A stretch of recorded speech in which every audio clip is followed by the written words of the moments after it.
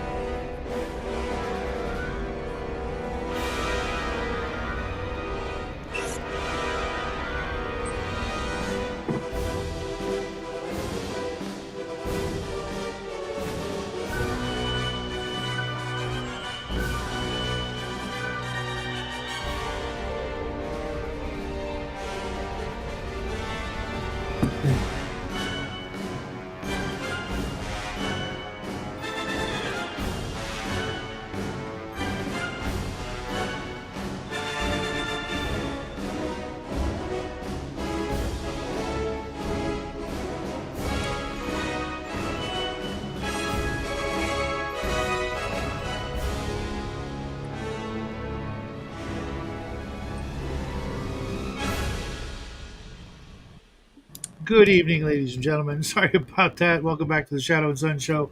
It's weird. Every time I play any music here, about 15, 30 seconds in, it jumps like always, no matter what song I play. And then today it went like the stream like died for a second, but fortunately I caught it. Otherwise, we'd be sitting here doing nothing. So, how's everybody doing tonight? Oh, I'm exhausted. Great. Well, I hear you. We had somebody got a little rambunctious last night. It was a good game. And I'm looking forward to the next one, and I'm looking forward to this one. So, George, why don't you recap us? All right. So last time we were at. Oh, great. So yeah, they had just. Yeah, they start out. They are entering the kind of ancient ruins of a mine and cave system that they had learned about in their the journals of Vima Sunrider, who talked about how she was trained as a Jedi on this planet through with the help of the disgraced Jedi that became the Sith Lord Ulic Qel-Dorma, who only basically repented and after he murders his own brother. And he exiles himself to this frozen planet called Renvar, and poor little Vima Sunrider. She was kind of from a very powerful Jedi family but of course her mother could never train her, so she went out looking for somebody to train her, and she decided to have him train her. And she left some notes there, and this is something that would have happened a few decades before that. And so there are talked about some crystals, some special crystals deep in these mines. They're orange. Unfortunately for the players, they are only attuned to light side characters, and will just shut off if you have a hint of darkness in you. Yeah. That's keep so there is hint. Though Oleg has hinted in the notes that there is a way to corrupt them. They went through the cave system, fought some Wampas, and found a baby Wampa. His name is Frostbite. I think of basically a kind of like a Grogu or Baby Yoda, but he's a Wampa. It's like taking home an alligator. They're cute at a certain size, but at a certain point they become very cute. Certainly. Yeah. And of course, they were able to recover 2 of these orange crystals before they basically collapsed the mine. Me and my darn grenade. Now, sorry. Not sorry. And the party, they decided to head back to the planet with the casino, Zanparalia, bring back the information to their benefactor, Mr. Rick, and find out what's been going on for the past 2 weeks while they were gone. So the other, Now, if you guys want to, do you quickly try to put some stats together? Some because it's been 2 weeks. Probably not the appropriate amount in the game to level, to have your characters trained. But I figure for a first game, we can kind Well, of you just forwarded it by bend like, the rules a little bit. 3 months, which is, Yeah, boom. yeah. I'll do 1-to-1 time. Well, yeah, yeah. Yeah, so 2 weeks have passed by. One thing Shadow's character has from those journals is some training manuals and stuff, so some training logs that he doesn't necessarily have a proper Jedi master, or Rick is kind of that, but he's not really. He doesn't teach. He does not really teach Shadow. He just kind of keeps him around to steal stuff for him. Do that. Um, I could just practice in the cargo hold with a mop. yeah. Oh, and there were a couple of training Oh, droids you mean in their salvage, to so practice learning how you to could probably. kiss? Yeah. Like a sim, you like practice in the mirror, you get charisma up, you're like, yes, man, yeah. That's one that retarded. Do people actually do that? Like they practice in front of a mirror, like how to be Only charismatic? girls. Well, you know what? Okay. No, I've seen a lot of. No, it's worth. It's like taking videos of yourself and then critiquing. That says I don't like doing that. So I'd just be too self-conscious, which is probably the reason why I'm not very charismatic. So let's see. All right, so I think I'm thinking to give you guys.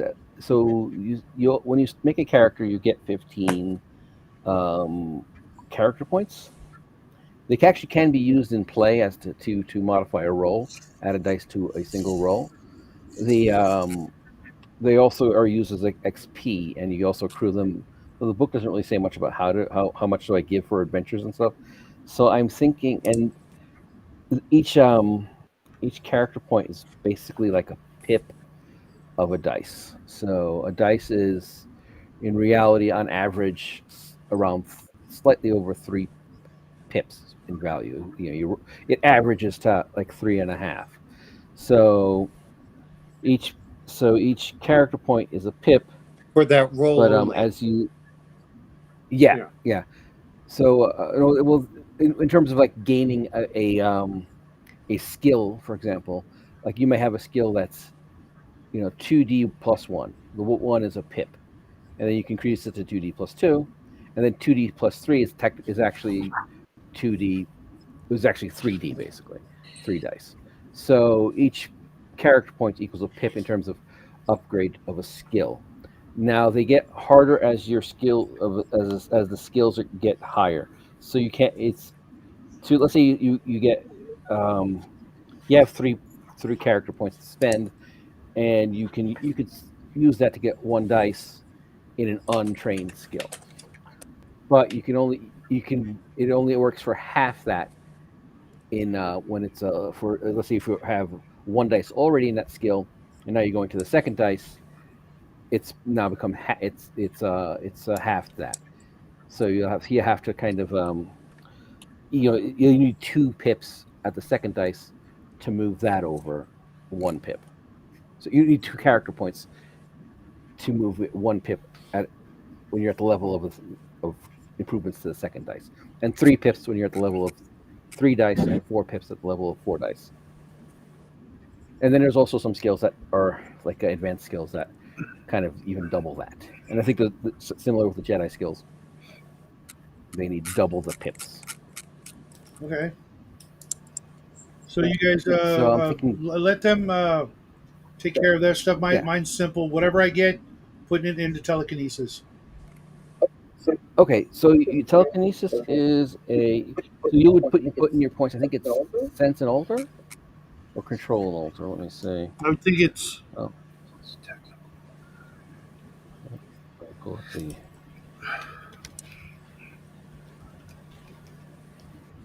telekinesis is ruled by. Where's force powers? I should have this more. The force.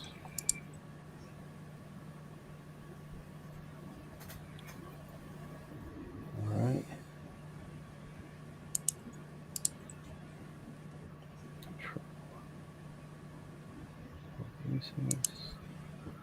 All right, so we're kind of in the pages 156 area. Rage. Remove fatigue. Remove injury. Resist stun. I skipped it. Up the wall. Life sense. Life web.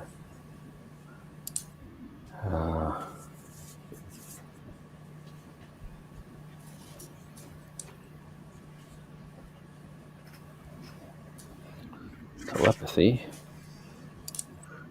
Translation. It's an ultra power. Oh, it's alter. Okay, I think it's alter and something else, but maybe I'm misremembering. Maybe it is Yeah. just alter. It does make sense. Okay, so it's just alter. So you have one die. So we have one die. Currently, I think you have one dice in Yep. alter. You can get the second one for 3 pips. No, 6 pips because these are harder to upgrade. No, if it's alter, So 6 it's going to pips. be. Isn't it like 30 or it's pretty high? Yeah, I think it's So he's got one dice in alter right now. So he's not over 2. Did he even need 10? Once he gets to 2, Did he need? Well, I it's think double, so it's he's 20, double. 20, and then 20, or something like that. 20, 20, and Okay. and 40, or it's 20, 20, and 20. Okay, let me. I'm gonna because he's altering the whole double stat. It's not just its skill. Yeah. Yeah, it's not a skill, the whole stat. Okay. So it's 10 times. Okay, so it's 10. Okay. All right. 40 would bring him to like would be 1D plus take 2. his 2 to 40 would be that much? Well, it's 20 for the first plus 1. Oh, Yeah. I see. No, okay, so it's not after the 2 die it doubles. It's after the 1 die. If he doesn't have a mentor, it's double for 4 skills. Oh. Otherwise, All it's right. normal. Otherwise, it's 10, 10, 20. But yeah, if you don't have a mentor, it's double the for your 4 skill. Okay. Or 4 stats. I'm gonna say I'm just gonna waive it for now, and since he has that journal and some training droids, I'm gonna add. I'm just gonna waive the double then, and it'll be 10 and 10 and 10. So he can have 2 pips for 30 character points. Just because it's just to give him some. Right now, his force abilities really. I've been kind of making the rolls easier than they should be, because he only had 1 dice in them already. Well, that's pretty normal, isn't it? Yeah. So let's say 30 character points to improve your alter to 2 dice, and we have lightsaber skill because there were some lightsaber training objects and I think that's 2 times whatever the skill is. Double check that one. So like to go from 1D to plus 1, I think that's like 2. Do you have lightsaber skill already on your character? Nope. I don't remember. Okay, so we can add. If they have 1 dice, because I don't think you can have less than 1 dice. So let's give you 1 dice in lightsaber skills and say you've used all your stuff. Thanks. Let's go to Kalfar. I wanted to put them into Starship Repair. Okay. All right. So let's see. In the case, do you have any repair right now? No, I just have the technical 2D plus. I'd be putting in. I have to start with 1D, don't you? And then Okay. So the first dice would be 3 pips. So three. You'll use to get 1 dice in Starship Repair. You'll use 3. How many? So is it character points that I'm using to do this? Yeah, and I'm giving everybody 36. 36? Yeah. Whoa, okay, that's a lot. 36. Well, you start out with 15, and you guys haven't really used them for like dice rolls. So I'll just I figured it's a little bit a lot, but I figured I was thinking it would give Shadow a little more four I'm not stuff. critiquing. I just don't know where to put them all. And then, well, the thing is, once you get now, let's say you want to go to the next one, it's going to be six character points to get to the next level. Okay, so for 3 of those points, you get 1D. Yeah, you get 1D. Now to get the second D though, now it's double the cost. Okay, so I'll put the 9 points in there to get it up to 2.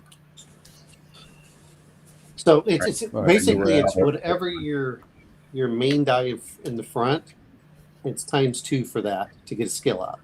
And if you want to get a stat up, it is 10 times whatever that die is. Whoa. Okay.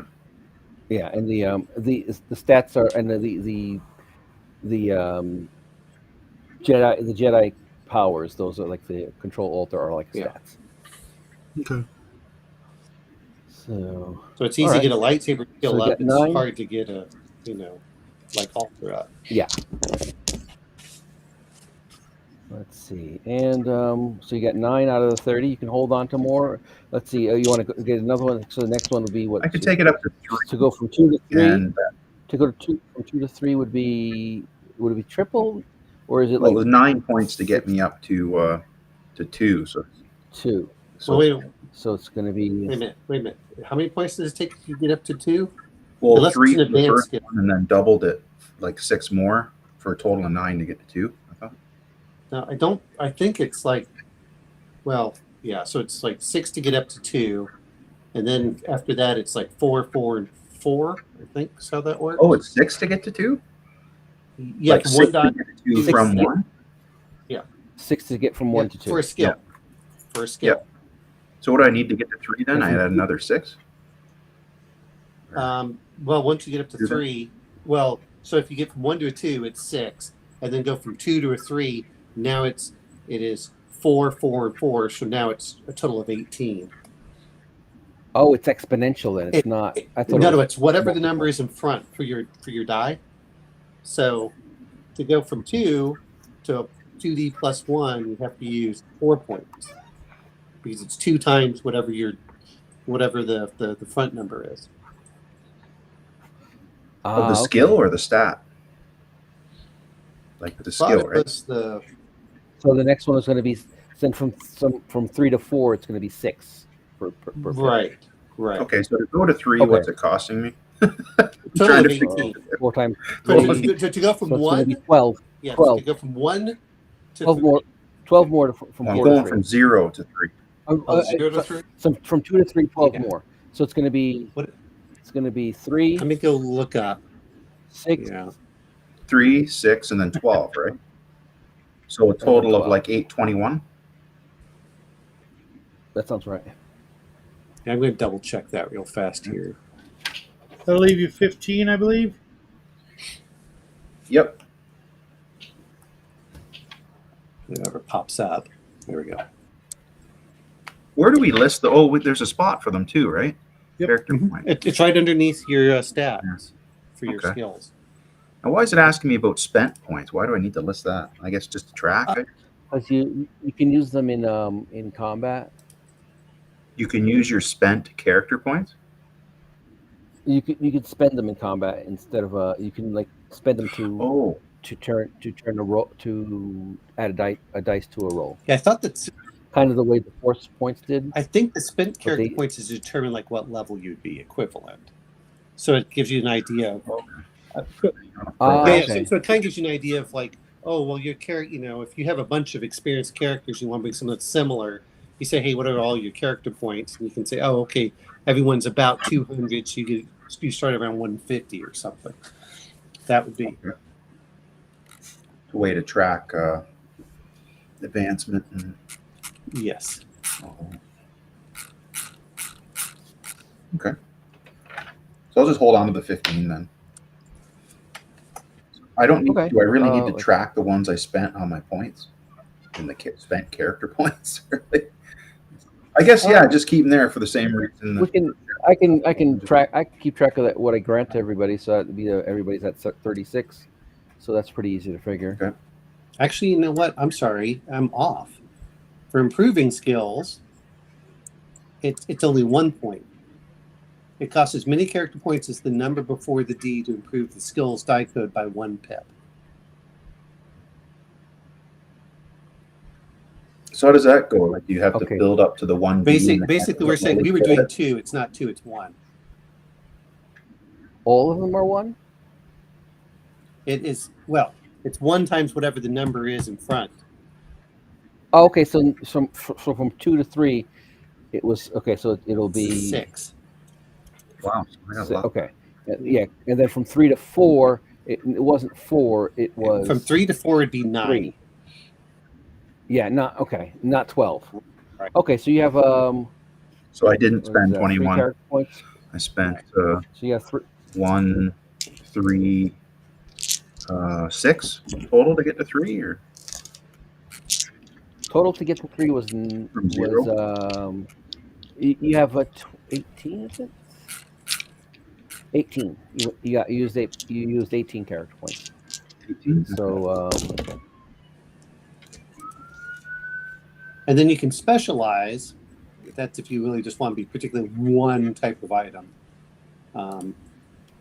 And then I'm trying to see what it is to learn a new skill. Hey, Hungar. That's what I was trying. That's what I was basically doing. I was getting Starship Repair. Mhm. I didn't even have it. Yeah. Yeah, and you could do specific Starship Repair. Now, but that now advanced skills. These are the ones that we're talking about. Those are 2 times the number before the D. Okay. So that's like surgery. Like surgery, yeah. Well, And it's then- rocket surgery.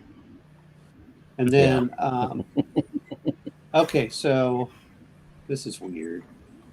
Can learn a new skill specialization by paying enough character points to advance it 1 pip above the attribute. So let me see. So basically, to learn a new skill, it's whatever your attribute is under that skill, and you pay that number of character points. So, like, for my character, I don't think he has Brawl. If he had Brawl, it would require him to spend 8 to learn it. And then after that, it goes by 1, 2, 3, 4. So, yeah. So it takes 8 to learn the skill initially? No. I'm saying for my character, because he has a strength of 8. Oh, so it's based on the actual stat that governs the attribute. So, well, I'm double checking here because it has different things. Sorry. It's on page 34. No, it's on page 33, 34, and 35. I only have the second edition book. Well, yeah, it should be. It doesn't matter. That should be the second one. That's the revised edition. Yeah, that's what I'm.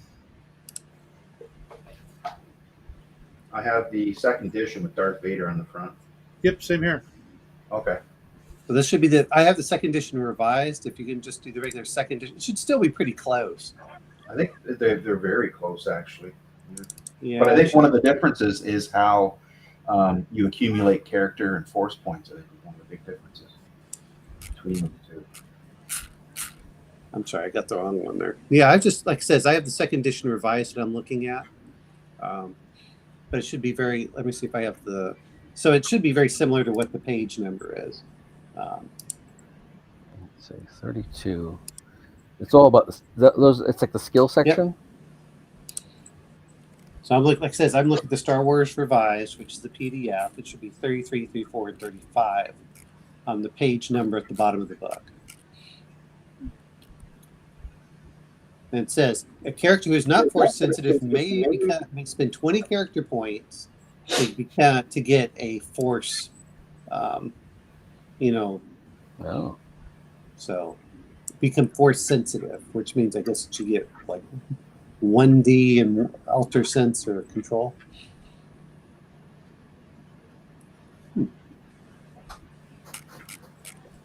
Sorry, I'm trying to look at the.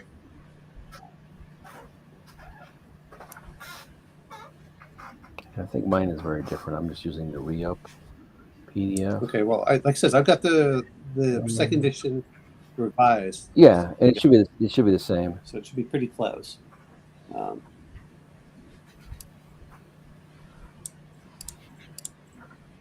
But I'm trying to see where it actually.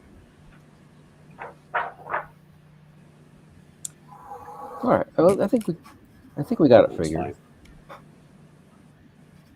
It's close enough. As long as everybody's leveling at the same with the same Sure. rules or similar rules, I think we should be all right. I mean, it's pretty arbitrary in how many I gave you guys. So, because I just don't know if there's like a system for like um, like XP kind of the way like a monster is or something in D&D. So for Omen's character, you also would have the same thing. One thing I want to do is kind of maybe use that. We had found a kind of like a defrag, a memory unlocking device to help find out any corrupted Sure. data, and perhaps maybe we can have Shadow's character try to unlock the corrupted data with some repair Okay. rolls. All right. Let's see. So let's see. What do you want? What do you want to upgrade? I don't know. Omen. I don't feel any need to have to upgrade at the moment because my stat is so high for what I was focusing on. I'm not. Yeah. Okay. Let's see. We can hold off if you want, and have your character just kind of hoard them for a little bit and kind of see where you want to take the character. I do want to kind of do some at least back, maybe come up with some more story stuff around your character. So Sure. I'm fine. could, You don't have to do anything for me. I'm good. Okay. Says the walking tank. Well, yes, that's the whole point. But he's the walking tank that's a pacifist, effectively. So it's Yeah. It's funny. It reminds me of that droid in the it was the whole finale. Like everything came in that comic book together to this one point where he's just like, "Yeah, I knew all along." He's like 5 kilos, weighs 5 kilos difference, and it was the the bad guy had switched himself with the other guy. Spoilers. Sorry. I want to find that. Maybe I should go check out, see if I can buy a physical copy of that comic book. I really liked it. Which one's that? All right, so we will be heading back to Zanparalia, and so there's some little, you guys are training, you guys are doing something while you're waiting in hyperspace. It's about another 1 week trip or so, 6 days I think or something. Where you guys spent some time down to the other planet, and let's see. Do you guys have anything that you want to cover that you were before you get there that your characters are doing? No, I'm good. All right. OG? Basically, I was just working on my ship and studying. Okay. All right. So, all right. So you guys will arrive at out of hyperspace, come to Zanparalia, and you guys will you get the local download of the local news and stuff like that, and you find out that war has broken out. Hostilities between the Republic and the Mandalorians are now official. They have attacked several planets, including a pretty much a what do you call that? An ecumenopolis, like Coruscant, called Taurus. Okay. And that's kind of on the edge of the Outer Rim and Republic space, and on the Hydean Way, which is the similar. You guys are kind of close to the Pulamine Way, kind of on the other side. Kind of like if you guys kept going further beyond Renvar, you'd be in Mandalorian space, and kind of beyond that is where that Hydean Way is. And yeah, so everybody's losing their shit as you approach the planet. Do you guys want to land kind of in the city where the Rick's casino is? Do you want to land in the city where you guys robbed that data? You want to maybe just orbit and hang out? What do you guys Say like we to do? should stay away from the scene of the crime. You think? Okay. Why don't we Yeah. contact Rick and see where he wants to meet us? Yeah. For the handout. Oh, great. All right, Rick is you're on scrambled comms, and he says, "Yeah, land. We have a special space dock for like his space yacht and stuff like that, but it's currently away from it right now, and you can land in his personal dock that's close to the casino, so you won't have to like go through the city or anything. Perfect. All right. So you guys arrive. So what do you guys want to do? He's a busy person, so he's kind of doing his stuff. But what do you guys want to do right now? Go straight to Rick? Well, yeah, With the I'm gonna data, gear or up before we meet. Make sure I have everything I might need in case there's a double cross. all right. Same here. I'm just gonna go pick up a couple extra blaster packs. All right, and you have the I guess some kind of data stick with the data on it, and you Laddie, guys hold on head to to this. Rick. Okay. It's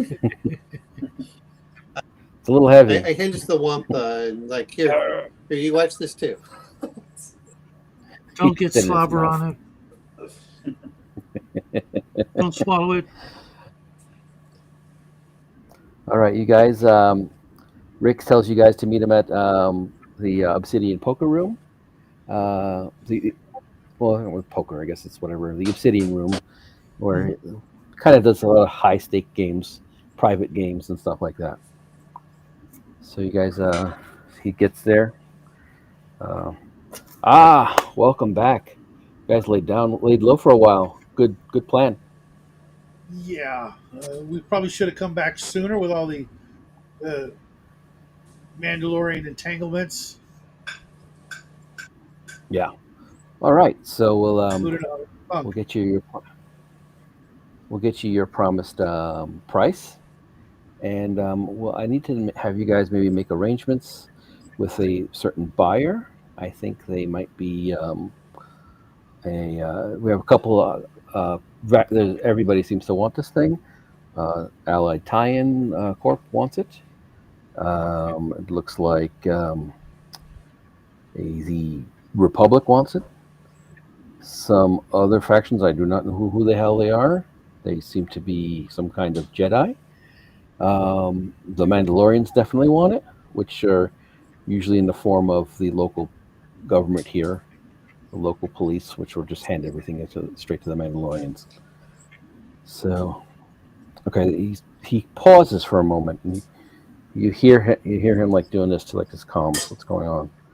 And he's quickly talking to one of the security guards there, and he pulls up a screen, and you see an entourage of Gungans coming into the building, led by a fat female Gungan, and she is making a big fuss as Rick heads out of the room to see what's going on. Let me find this.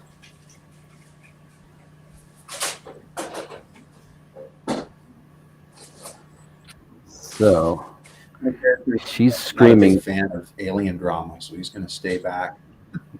Yeah. Okay. So she comes in and she is like, "Nest of spiders, all of you.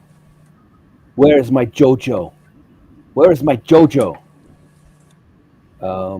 If you guys remember, Jojo was the captain of the ship that you guys stole the data from. Where's my missing grandson? She points to a group of Mandalorians. It's like, she goes, "You're not used to dressing like that, are you?" Because they're all like in their fine robes, and they're kind of look awkward as a bunch of soldiers. And she points to some other people there, and she's just like, where was your republic when the Sith wars were happening and the small people couldn't find a way home? They were being taken as slaves. Rick, you forgot where you were from. And Rick's like, come in. What was her name? Mama Gungan, come. I have a private room for you. Come. So she comes up. The entourage is there. He kind of tells his security to stand down and let these guys kind of sit in the back, kind of guard her. They have some weapons, which is not really allowed in the casino, but it's kind of, the situation look crazy, and I think he's trying to defuse it.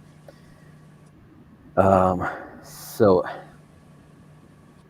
she passes as she's heading into the room.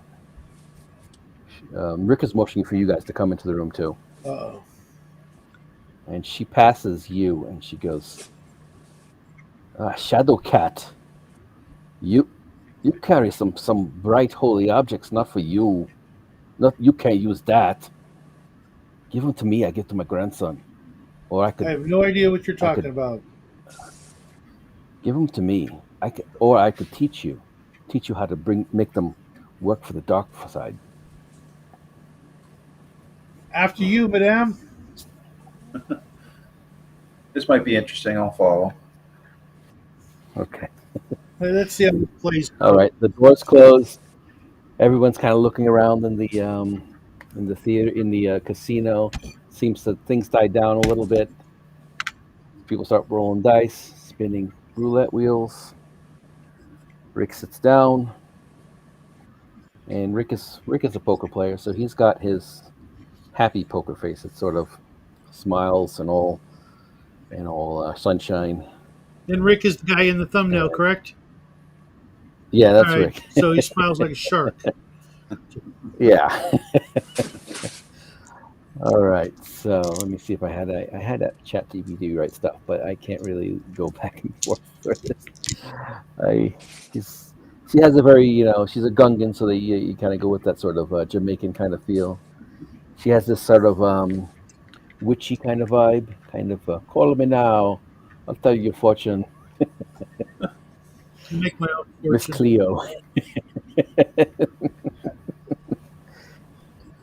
She points to you and it's like, remember, Shadowcat, I could make those crystals bleed black side, the dark side, if you want. Might do, might do. So she's like, then she sits down. Rick, my boy, my grandson, he's gone. He's the only spawn for my true love.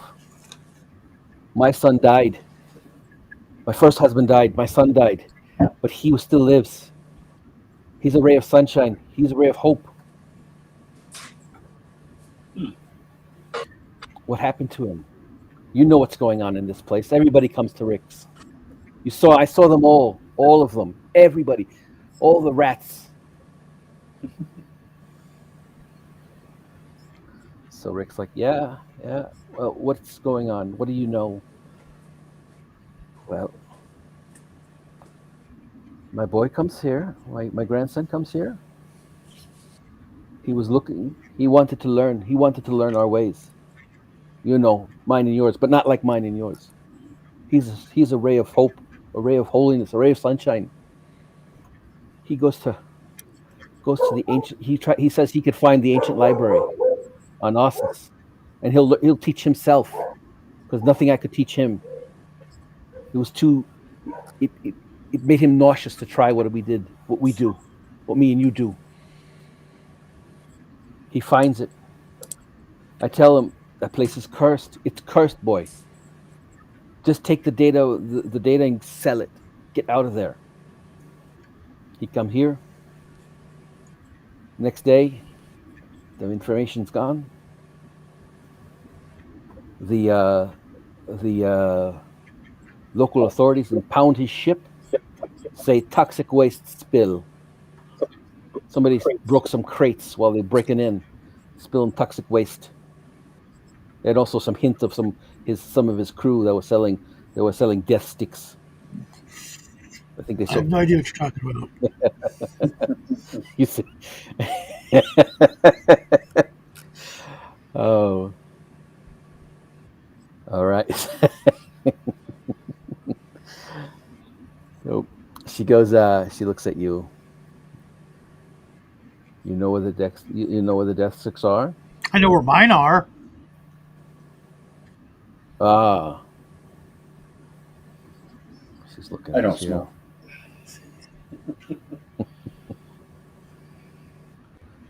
You notice there's a black pearl around her neck. She also has a silver lightsaber at her hilt, at her belt. Did I ever show you a picture of her? No, you can share with the audience and us players, Let's and see I'll here. bring it up. I made a cup. Oh, what is that? Maybe I put it in the art channel here.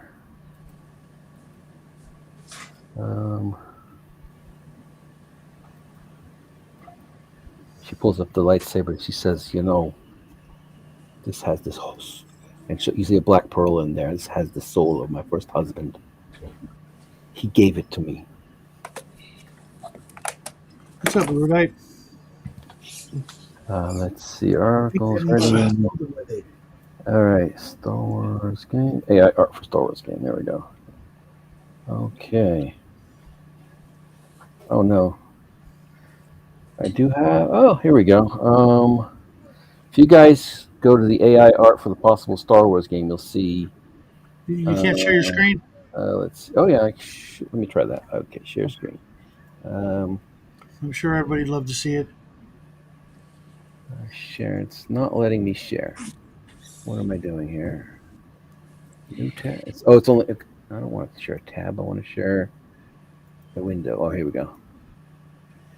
All right. Something like that. He'd be looking something like that. Let's see, or this one. I kind of like that one better. But Okay. when I first made these, Jojo was supposed to be a pit fighter, but he's not. He's a pilot now. Seems to me, I didn't even know there were Gungan starfighter pilots. I am bending the lore a little bit. They're kind of supposed to be. Yeah, they're kind of terrestrial. They're kind of there's no real talk of them being outside of Naboo, but the world's a big place, so their outer space is above water.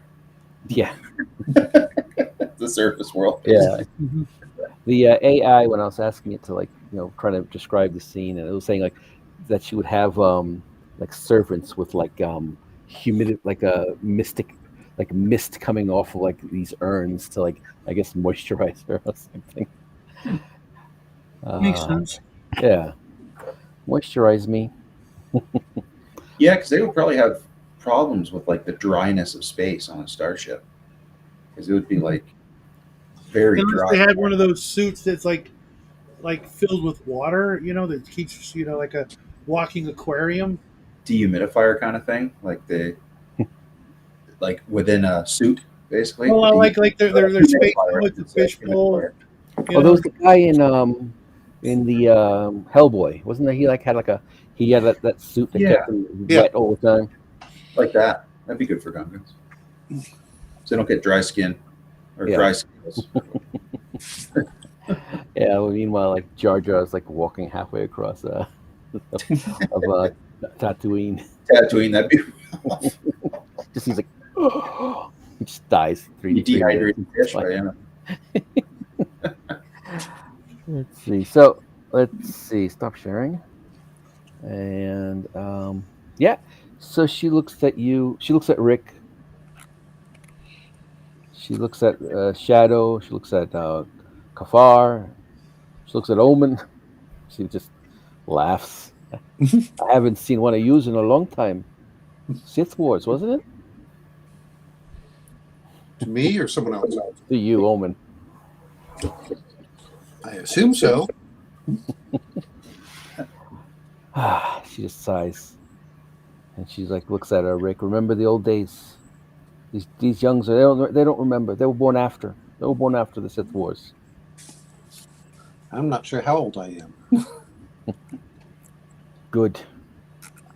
Sometimes I think humans and Gungans could use a memory wipe. She goes to Rick. Let me talk to your goons. She looks at Shadow. She goes, I pay good. Temporary work. You find my grandson. I teach you how to make that crystal bleed with sorrow. It will it will answer to you after it bleeds with sorrow. Where do you think your boy is? I don't know. I feel like he's still alive. Thankfully, it could be any of these snakes out there. Could be the Republic. Could be the could be the Mandalorians. If he looks at Kafar, could be the allied your allied tie-in leash holders. And she looks at Rick. A little.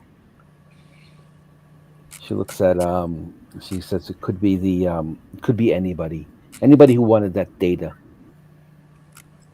I still think maybe you guys might even be involved. One hint of that. Best not talk about that. Could be the local authorities. Could be the Revenquists. Could be some new Sith Lord coming to find every artifact out of that cursed place.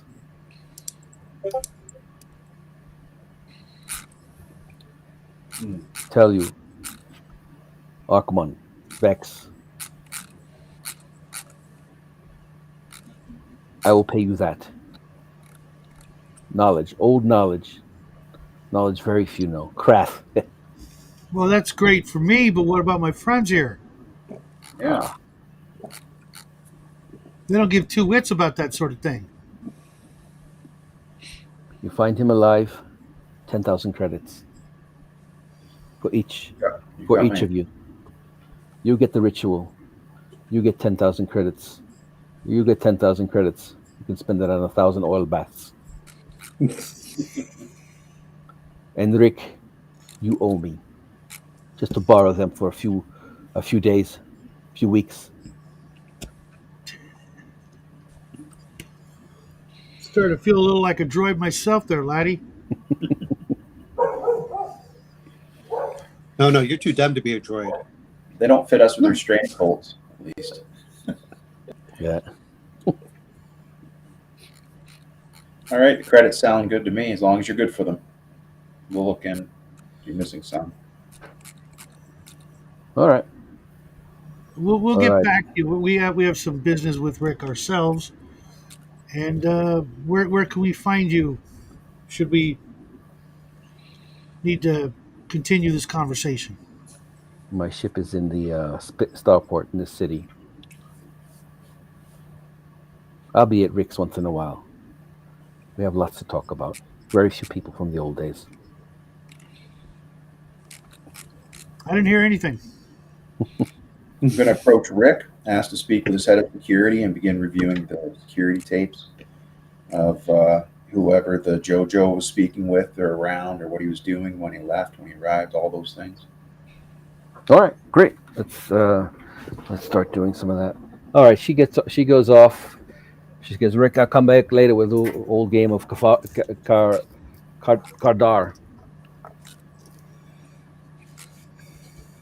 Let's see. My dog seems to want me. I don't know why.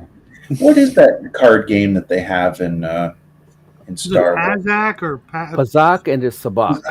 Yeah, it's Sabak. Sabak's the one Yeah. I remember the most. So the card game that she's referring to would be something like the old people would play, like Canasta or something. Like the old, but it would be but old gangsters would play this game. Like you kind of think of it like bocce ball. or something. yeah, talking like, That's and they would real be making deals while gangster playing right this there. game. Italians roll the ball in the backyard. Yeah, and then testing each other for, the personalities of each other. Who's hard, who's not, who's a bluffer, who's a braggadocio. Cool. All right. Well, as soon as she leaves, I'll go up to Rick. So about that payment, She's good for it. I meant from you. Oh, of course. No, we never really figured out how much that was going to. Well, for Kafar, it's basically he gets his ship. He's like, okay, well, this is the data. He looks at it. He kind of takes a cursory. He pulls a little device out of his pocket. He's not putting anything to the network. Trying to see what's on it. Confirm that it's what it is. He's like, good. All right. I guess we got to deal with both of these things at the same time. She can cause a lot of trouble for us. A lot of friends in So low places. she, yeah. So, what do you So think? We should not be able to find our kid? Should we take the money and look for so the, did look what? for the tadpole? I think we should You try guys, he and goes. do what we agreed to. Um, Be honorable. did if she finds out that you were involved directly or indirectly in his death, there's very little that's going to try to stop her. Yeah, She but is, were we involved in his death? Well, I'm thinking us stealing things led to certain people probably questioning him hard about that. Maybe thinking he stole it. Maybe that's he's in the yeah, bottom. or his miss, yeah. Well, he's missing right now, so yeah. Also, the knocked over um, crates, the toxic waste, the that you guys broke. Remember in the first session, Uh-huh. the that was the pretext for them to impound his ship. Mhm. Um, and they're probably right now the. So he goes, all right. Right now, the authorities have the ship. Probably that means the Mandalorians are looking through their astrogation data, trying to to to get whatever they can from it. Were you fully successful in the mission, Of course. or okay? Okay, no, I wouldn't actually back and reviewed the first session. You copied the data. Yep. You tried to insert erroneous data, but you weren't able to. So you just wiped it. Yep. So you just wiped the existing data. So do you explain that's what happened to him? Oh, absolutely. Okay. So Rick's like, all right, it's a matter of time. They probably if they have the right tools and the right people, they might be able to reconstruct it in so many days. In a few days, they could probably do it. I'm not sure how long they've had that that computer, the astrogation computer, but I guess you probably explained it was a droid. Um, so given that they probably, I haven't heard anything about them, about the Mandos, any chatter about what they're doing. Most of the chatter has been about the war. It's far enough from here that we're okay, but it's hard to see what's going on here. My worry is like me being on the run from Mandalorians.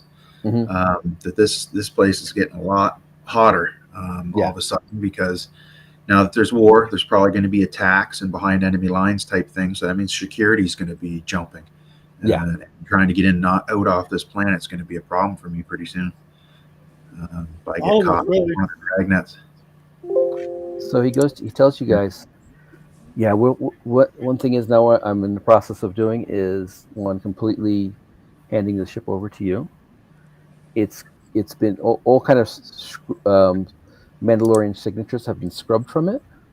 It's Yeah. been modified to look a little bit different from a Mandalorian ship to look more like a commercial version of what it is. Civilian version, yeah. Yeah. Kind of like if you guys watched The Expanse, the Rosinante was actually a Martian like ship, but they kind of put a Having couple of having hidden weapon systems is good too. yeah, They're not right on display. yeah. Well, you don't have it right now. There's not too many weapon systems on it, so. Okay. Um, But I'm happy with that, and it's got the new Yeah. name on it, Errant Sun, for its ID. okay. All right. So he goes in, he punches that in as a name. Next thing. So this data, I got the tip from somebody from Allied Tie-In. They want the data. They didn't ask me to, they were trying to get it themselves. This was a tip from a contact that I have there. Not the most trustworthy contact, right? We'll add. But sometimes you have to take some risks. I have contacts with a Republic. They are a Republic merchant. I'm pretty sure this is a more of a intel contact. Like a data broker? Ideal. They pretend they sell fish, but they just use the money to hire assets, get information as much as they can.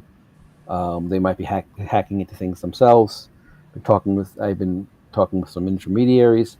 That's one. That's a point for us to sell the data to. Um, and we're making arrangements for a meeting with them. Though this might be delayed until we figure out what's going on with JoJo. The other people, so we have the Mandos, we have the local government. Try to avoid them completely because right now they'll just throw you to the Mandalorians. There is the Revankists. I think there's a Revankist agent amongst us. They may or may not be working with the Republic as of yet. I think they are still loyal Jedi and do not want to push things. Currently from the news, the Jedi are not involved. This is not a Sith war to them. Thankfully, this is a war between two sentient species, humans versus humans, and Mandalorians and I forget what the Mandalorians what their species was called, but they're actually there's still some Mandalorians that are an alien species, though now it's become a culture. But there is what else? Got that.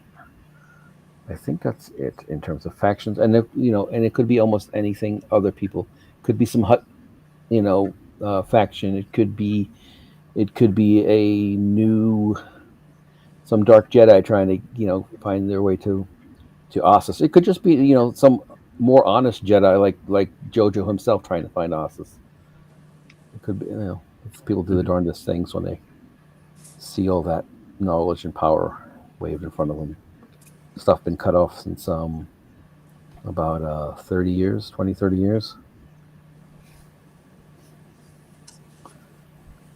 So there's a couple of ways we could look into this. We can look into try to contact each faction. It looks like, from what Mama has sent me a little briefing on what's going on. Looks like JoJo made some phone calls from what she's heard just before, as they were impounding the ship, but she does not know who yet. She'll be looking into that. But Did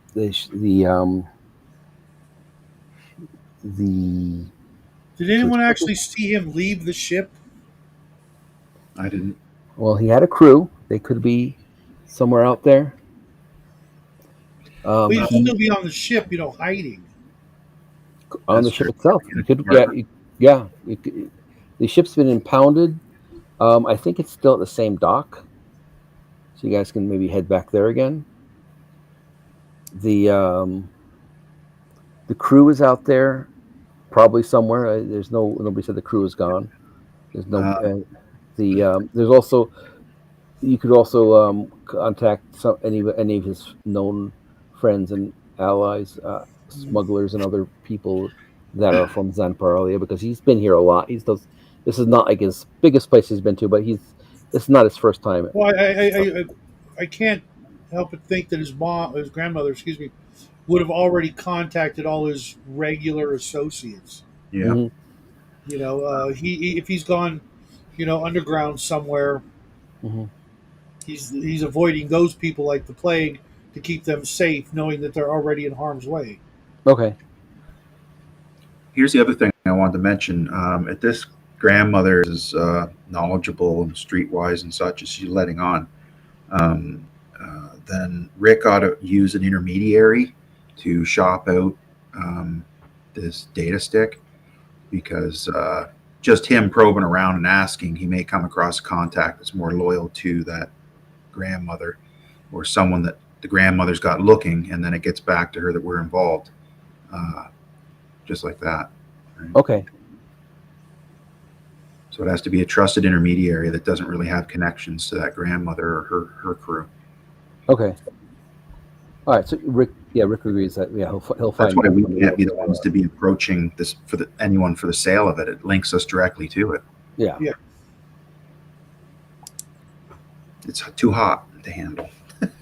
Too hot to want to associate with it even. Rick says he's going to have Mama Gungan forward you anybody that she think he might know in the spaceport. Well, anybody he might know or has has a might be a friend with in Zanparalia, and anybody that might be his enemy. But he doesn't. He actually. So he's not much of a criminal person. He actually just he smuggles for his grandmother a bit, but he does not really get too deep in the weeds. He's not like a player as much. Not violent or any other. He's not. He doesn't even sell the death sticks. She was telling you guys like it was probably one of his crewmen. So he's a good kid. Yeah, that's why she was saying he's a ray of sunshine. We're not the best party for that, as far as it helping him. But it's money, it's credits, and it's a deal on the side. Yeah. So let's see. So let me pull up some names here. I'll be right back, guys. I gotta turn off the generator, check my wood stove for a second. I got to. I did make some notes here that I can kind of give you guys.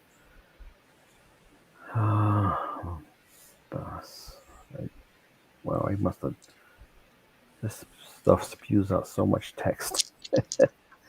All right. Let's see. So using ChatGPT or a different one? ChatGPT, yeah. Okay. Let's see. I give it ideas. It kind of spits them back, and I tell them, "No, this is what my idea was." Sure. I know. And then it sometimes helps here. Gives me some things here and there. Right, where am I? Okay, this is the later stuff. Okay.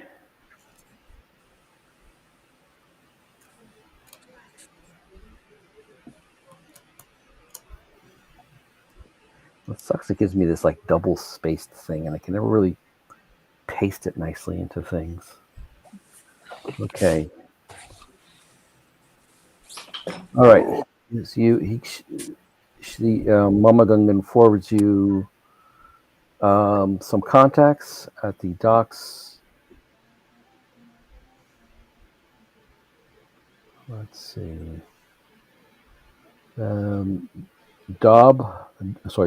Doba Tin with two N's. It's a Rhodian shipwright. Kara Vess, a Twi'lek smuggler. And Rokto, a Gungan deckhand.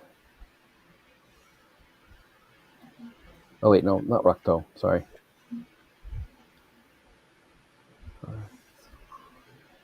She does have a list of some of the crewmen, though, if you find them.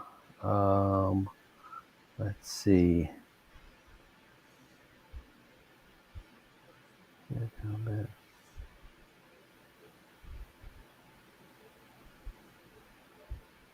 I'm glad you guys did fence the death sticks yet. She that meeting would have been very different. Well, I plan on keeping them. What are you talking about? Well, keeping them for a little while and throwing out the butts. Let's see. Set up. Oh, yeah. Okay, here's the factions. Regular okay, the Gungans are a faction. All right, I didn't miss any faction. All right, so where do you guys want to follow up, kind of, and I can start giving you some stuff, and I can. So you have a list a couple of people that JoJo knew, a smuggler and a shipwright. There is the names of his crew. She gives you. The other places you can possibly go is to find out what's going on with the impounded ship. I think OG was kind of hinting at that. Yeah, I was thinking, we might want to have to get back on board and check the security cams Mhm. to see if we show up on them, and Mhm. uh, to see if he's like still hiding out. I mean, he might have had a hiding hole in the ship, and you know, just still be there. Yeah. Any good smuggler is going to have a place, on the ship where you could hide your smuggled goods, and if it's a good enough hiding place, Mm. you hide yourself. Yeah, that could be. He could be hiding. Maybe he's yeah. So it's like hiding from And like if he's not, there may be clues to where he went, and we could also go through and make sure any incriminating evidence of us is gone. And if it ever gets back, we could just say, no, we were only there looking for him. So any fingerprints or anything like that they find, it's like, oh no, that was us trying to, sneak past security and, yeah. find your boy. I know it's crazy, but it's so crazy it just might work. The one thing Mama Gungan says is that he was planning on selling the data to allied tie-in agent.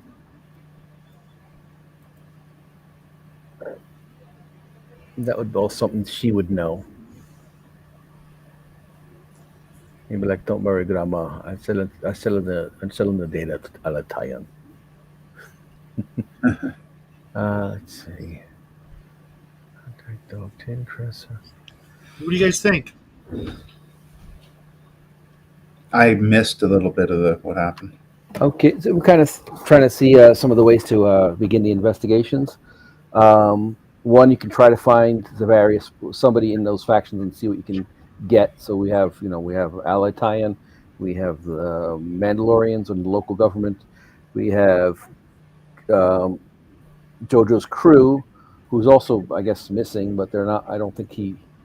That's the best way for us to probably track things down is go to talk to the grandmother again and get the listing of the crew, and we'll go visit their families and see the whereabouts of all the crew. It may give us exactly the whereabouts of I JoJo. thought we had the lists.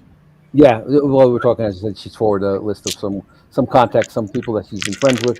We have a Twi'lek and a Rhodian, I think. That's a solid Uh, start. It doesn't take us near the Mandalorians, which are kind of heady for me right now. let's see. There's also the other option is like you guys were also saying earlier was to go and try to either investigate the impounded ship Mhm. and see what And you guys. it's impounded by the local authorities or the Yeah, Mandalorian local authorities. environment. But everybody's like the local authorities are now have been co-opted by Mandalorians. So whatever they're finding, either they're sending it straight to the Mandalorians. So if they find, let's say, they decrypt the data, are they sending it to the Mandalorians? If they're unable to decrypt the data, they're getting Mandalorian help to do so. They're kicking everything up Yeah, that the Mandalorians would want. Okay. yeah. So you can try to find out there. You can maybe find out what happened exactly. Maybe some more details when the ship was impounded. Maybe JoJo was there when it was impounded. You can find out if he went back into the ship and never left. Like I think Shadow's kind of assuming, or maybe he left and could have snuck back in later. So you can find out what happened there. Immediately after the ship is impounded, what did JoJo do? You could find out. Let's see. Also, Mama Gungan said that he was going to sell the data to Allied tie-in. So you have some contacts there, particularly the one that you actually tipped Rick off is one person you can go to within Allied tie-in, or you can go ask Rick for some other contacts there to check out, see if you can get any information from them. They kind of run the other half of the same casino. It has a large fighting pit, which they televise fights from. It's like Terrace Kasi kind of deal. Yeah. Yeah, it's like the other wing. They make a lot of money that way because it's like televised. It's like, yeah, it's televised. Blood sports always sell. Yeah. A lot of gambling involved as well.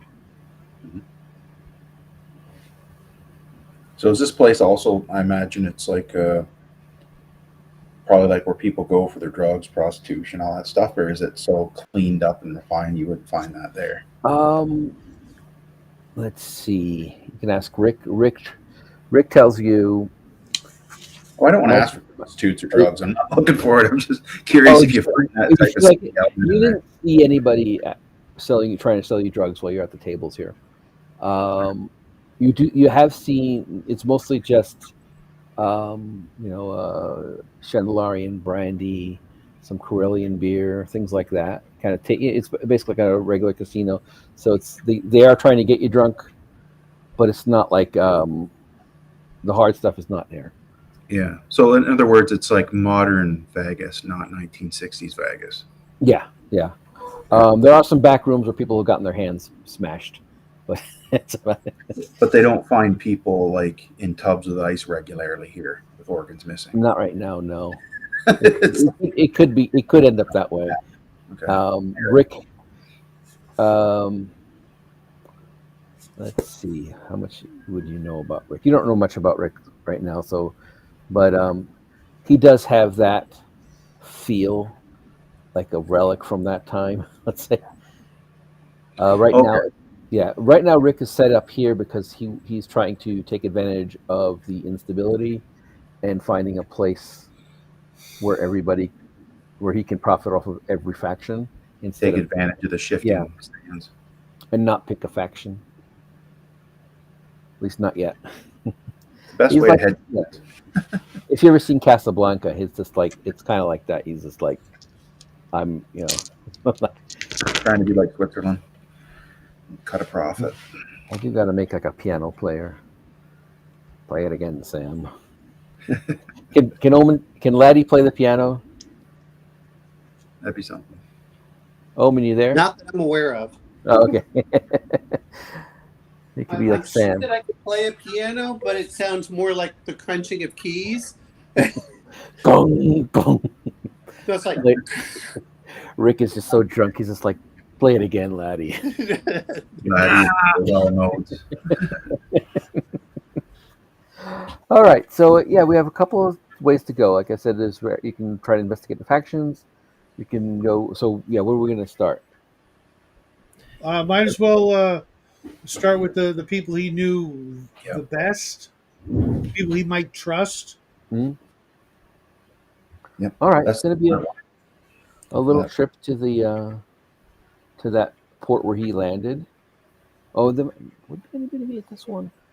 Let me roll because I never really thought of rule out whether to push further into like breaking in and checking out the ship itself. You may be able to solve it here at this step A.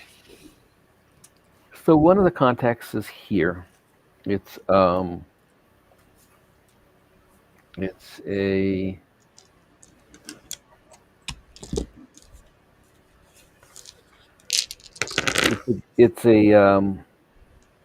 like a tech guy, like a computers guy that he's used in the past,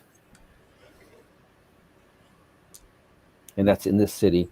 The other contacts, like the shipwright and the smuggler, they're in that other city where the ship is impounded. Well, let's try to make a route, to hit the closest people. Yeah. And move, further away from where we are till we get to, Alaska. All right. Let's see here. So it seems to be he has a kind of like a computer repair store. And how much did Rick pay me? Let's see. I'm about 5,000 credits. That'll do. Great. When I see this guy, what does my gut tell me? Is he more of a repair technician or a slicer? He is. He seems to be more legit, like a repair technician. Okay. His place is actually near the spaceport, it seems to be more involved with computers of spaceships, nav computers, and things like that. Okay. I guess when he has issues with his ship, he probably in this area he contacts this gentleman. All right. Welcome to my store. You have some problems with computers? Uh, looking around. Anybody in the shop besides him? No, he's by himself. Okay, perfect. I let him know that Mama Gungan's looking for her son, and we thought we'd check here first.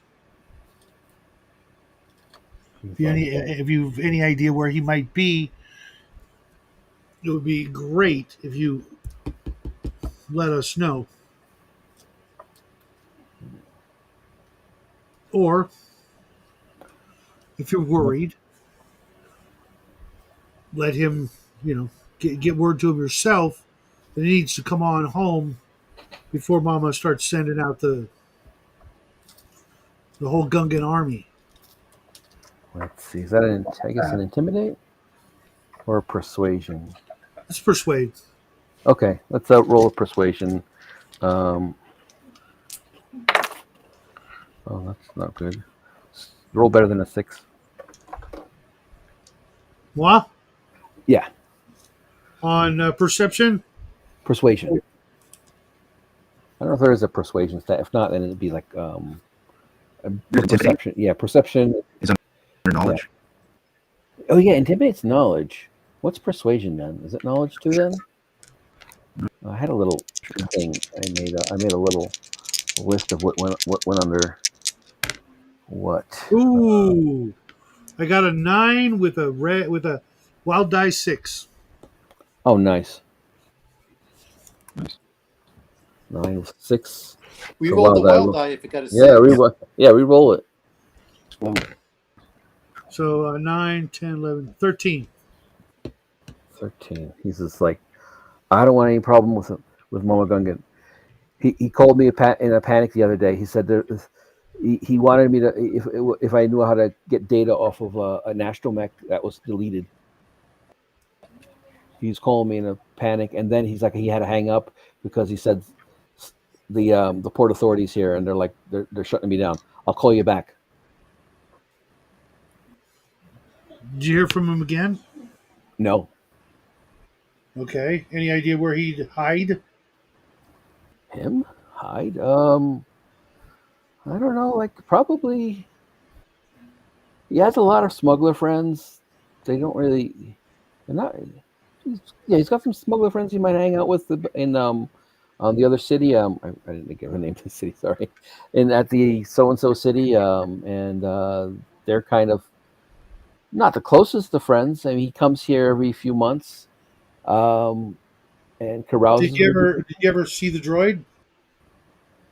No, but he tells you what the model is. He gives you the model of the droid. Okay. Which and your knowledge of droids seems to be he's not lying. I'm intimately acquainted with the droid in question, but I don't let him know that. Do you know if his ship had any, place to hide, that he might be still on his ship? Oh, he's a smuggler. I mean, that's a classic thing to do. You ever been on his ship? A couple of times, but most of the time it was just kind of a couple of computer repairs. The astromech droid, some of the nav computers, some of the sensors. Uh-huh.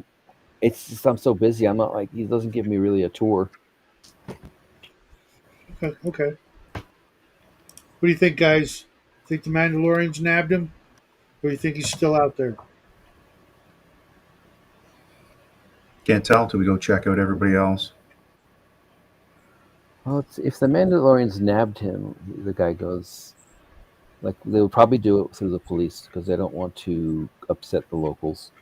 Sure. They don't put pressure that way right now yet. He says if they wanted to, they probably could have just arrested him on some kind of trumped up charge instead, but they just impounded him the ship. It sounds like they may have arrested him afterwards, but I don't know. Oh. Someone's typing in private chat. Oh, just the persuasion is a perception skill. Just looked it up. Page 20 of the second edition book Okay. has the Yeah, and I could have rolled my dice. their stats. Okay, cool. Instead of 2 dice, I could have rolled 4. Got like a heroic persuasion. But it's fine. It's fine. And then I All could have right, been. we thank this guy for. Because can I interest you in the top of the line slicer? Maybe next time. All right. Is he unemployed right now?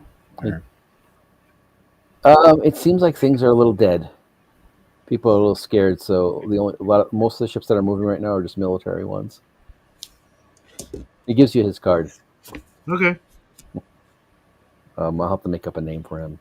Maybe he'll be a contact now. Building them contacts for your future crime organization. Cool. It's been a slice. So Let's get a move on, guys.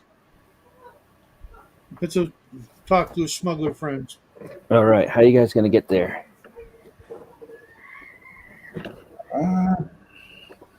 Public transport? Should we just go about rent? We should have just borrowed a, car or whatever from. Rick? Yeah, he would have them with his situation there. Yeah. Like, Rick has like a limo he can lend you. He sends it out for to like pick up special guests and stuff to get a whale there to gamble for a day or two. Shuttle, so we don't stay. Yeah, in we might want to go a little more discreetly. Let's see if we can find a shuttle. taxi or something like that. That's what I mean, like an airport shuttle, a starport shuttle. It goes from there to there, back and forth. He goes, I have one, but I don't have a driver. Well, that's okay. I can fly. Don't make that thing fly. He goes, Well, it hovers. It doesn't fly. oh, it's a hover. Okay. How high up are the buildings on this planet? Like, are we dealing with like a Coruscant type situation? Or No, it's just like a on you all the time? Or? cities, little clusters of buildings. It's actually not that highly populated. It's a little bit off of the Perlemian Way. So it's not too populated. It's kind of has a pretty arid climate, so there's not much in between places.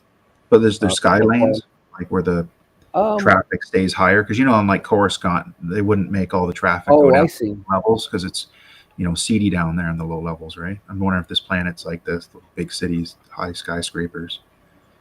I'm gonna say I never really thought about this, but it's a road that's kind of allows for hovering. I'm not sure if there's like a special.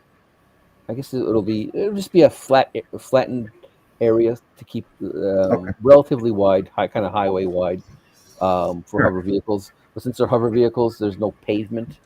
They're just kind of over a compacted earth. And I'm picturing it's like a Mediterranean landscape. So a little rocky, and pretty arid, some scrub. And if you get off the road, you might end up crashing into some scrub and stuff, but you could probably even make it off-road with these vehicles. All right. Yeah, Luke seemed to do it pretty good. Yeah. What was that? Kind of land speeder was that? I can't remember. T-16?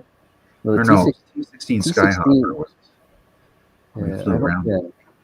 The T-16 was what he had before.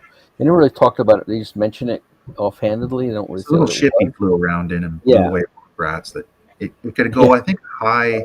It can't get into orbit, but it could go like fairly high altitude. Yeah, and it had like a pellet gun of some kind. Yeah. It's just kind of. I guess it's kind of a thing. Like, okay, how are we going to explain why this guy is able to fly a fighter, an X-wing fighter? Yeah. That's the magic of Star Wars. When that first movie come out, like nobody had really watched movies where they hear about things like womp rats and all these made up names for things and things. You never knew it was going to be the next thing you saw on the screen. I do love the robot chicken, or maybe it was Family Guy. It's like you like are shooting womp rats behind the cooler. Which are you? Just like a serial killer killing animals before. I was thinking the same thing. Well, and then what did he say? He said, "It's 2 moons and no women." What else do you think I was going to do? I think it was a competition between him and his buddies, like Big Starklighter and the other guys that hung out. They were Wedge. always like, I guess no one yeah. actually looked when they used to Was do the Wedge there or dump- Biggs? Yeah, that was just I Big know it was Stark. Biggs. Yeah. I recently saw the Neil McGregor's edited uncle. scenes, all those edited scenes on Tatooine. I'm like, oh my god, this should have been there. Is Mhm. it Biggs or Wedge? Yeah, but Biggs. you know what? No, Wedge Biggs. Antilles is a different guy, and they meet up Yeah. with him at the Battle of Yavin, right? Yeah, but I think Yeah. Wedge is Yeah. the only one that's in all three. I think He he's in- survives them all, and he goes on to be the head of Rogue Squadron in the books and expanded Yeah. universe. He's, But, he's the only one with 2 Death Star kills. Wait, Yeah. Wedge. But I mean, when you start looking at it, is if they had kept in that stuff, they would have flopped. It was terrible editing. Yeah, Just because we find it cool for the background, that's only because the movie was good. You know, That's true. because you actually look at it, it's like I don't know how you guys were, but it's like 1977. You go to the movie, you're like, what am I watching? And all of that is George Lucas. I think he paid the fine for making sure that there were no credits at the beginning of the movie. Yes. Which There's a Screen Actors Guild industry thing where they had to, I think, didn't they? yeah, it was the Guild actor. It was the Directors Guild, and then he resigned from the Directors Guild. I think after that. But the movie's much better because of it. So I wish him and John Milius would have teamed up more, because like John Milius had more of like the script writing, natural dialogue, could really Did put John emotion behind Milius- things. He wrote a lot of Right. script for him and did a lot of fixes for him when they went to film school together. Him, okay. him, and Steven Spielberg were all together. They're all part of that clique at that time. Yeah. Okay. I just know Even that wrote dialogue Amanda for Milius Gary. talking about her father and things like that. So, yeah, getting but drunk. yeah, on he was much more. Yeah. So yeah. No, well, I think that doesn't he have Alzheimer's or something now? It's something John preventing Milius him had from a making stroke. movie. He had a severe stroke. Yeah. But if you so- live life the way he was, it's no wonder. Chain smoke cigars and drunk and high out of his head, riding around on a motorcycle with women on the back of it, all around Hollywood and stuff back in the day. Like when he was hanging around with Lucas, that's pretty wild. He was a wild man of Hollywood, that's for sure. But he wasn't wild in the degenerate way that people think now. Right. So Hollywood, he was just like kind of a crazy man's man kind of thing. Just partied on, didn't care. He called himself a Zen Maoist or something like that. I just remember him doing the Conan doc. Whenever they do the director and him giving his what do they call it? Basically the director's the commentary. Yeah. So he and But Arnold anyhow, were sorry, talking about the whole movie. for Conan. We've gotten derailed. Yeah, sorry. Join the conversation. We're just giving George time to go through until he can Oh. filter out the ChatGPT. All right. No, I'm actually looking up the certain Public rules. transportation or whatever. Oh, Let's no, not get on a bus, please. Let's not get on a bus. Let's get some kind of speed. I don't All right, think Lanny guys would are- fit. You guys go walk down to the parking lot, and there's a big limo. If you guys ever watched like the what do you call that show? The new one, Andor. There's a lot of those kind of things they have in the in that Okay. show. So you'll be driving. Laddie, you sitting in front or back? Can I even fit in the car? I think you can. That's what I'm wondering. You kind of I mean, lean. if You not, kind of then I'll angle. just You just like, got to angle yourself like a little hold bit. on to the back or something, or or there let me trailer just sit hitch? in the front, and then I'll have like my legs and sticking out of the window or something, just enough so I can try fitting in there in the back seat. Could we Oh, just one- get you to hold on to a set of like an axle with 2 wheels? You and guys want just the get your Do you guys feet want the on convertible or the sedan? Oh, definitely the convertible. All Yeah, right. you gotta do the convertible, otherwise my head's gonna go through the roof. Okay. You can make I'm saying you can make yourself a trailer. You just hold an axle with wheels Oh yeah. and stay straight. Like that exercise tool where horizontally. you do those Yeah, and crunches. hook your toes and your foot around the bumper. And you're good to Make go, a I was man. just thinking, did You you just hold on. did you see the videos of the Taliban rollerblading next to the Humvees? That was hilarious. That was I was like, actually that works pretty well, but that was pretty funny. But ejecting brass would literally be knocking them out. Like they'd be hitting the Well, ground. all it is what amazed me is the fact that when I was around Kabul, I don't remember the roads being quite that well paved. But I'm like, okay, Yeah. but no, that's all we need to do is we just need to hook me up with some wheels, and then I just hold on to like the side or whatever.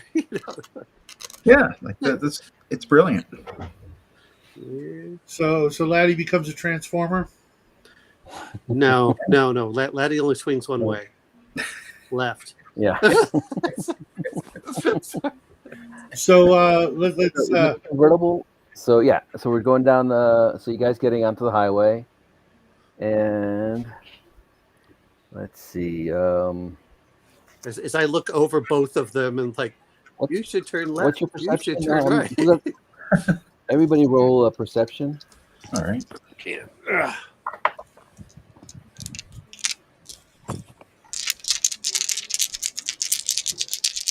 I got 3 seconds.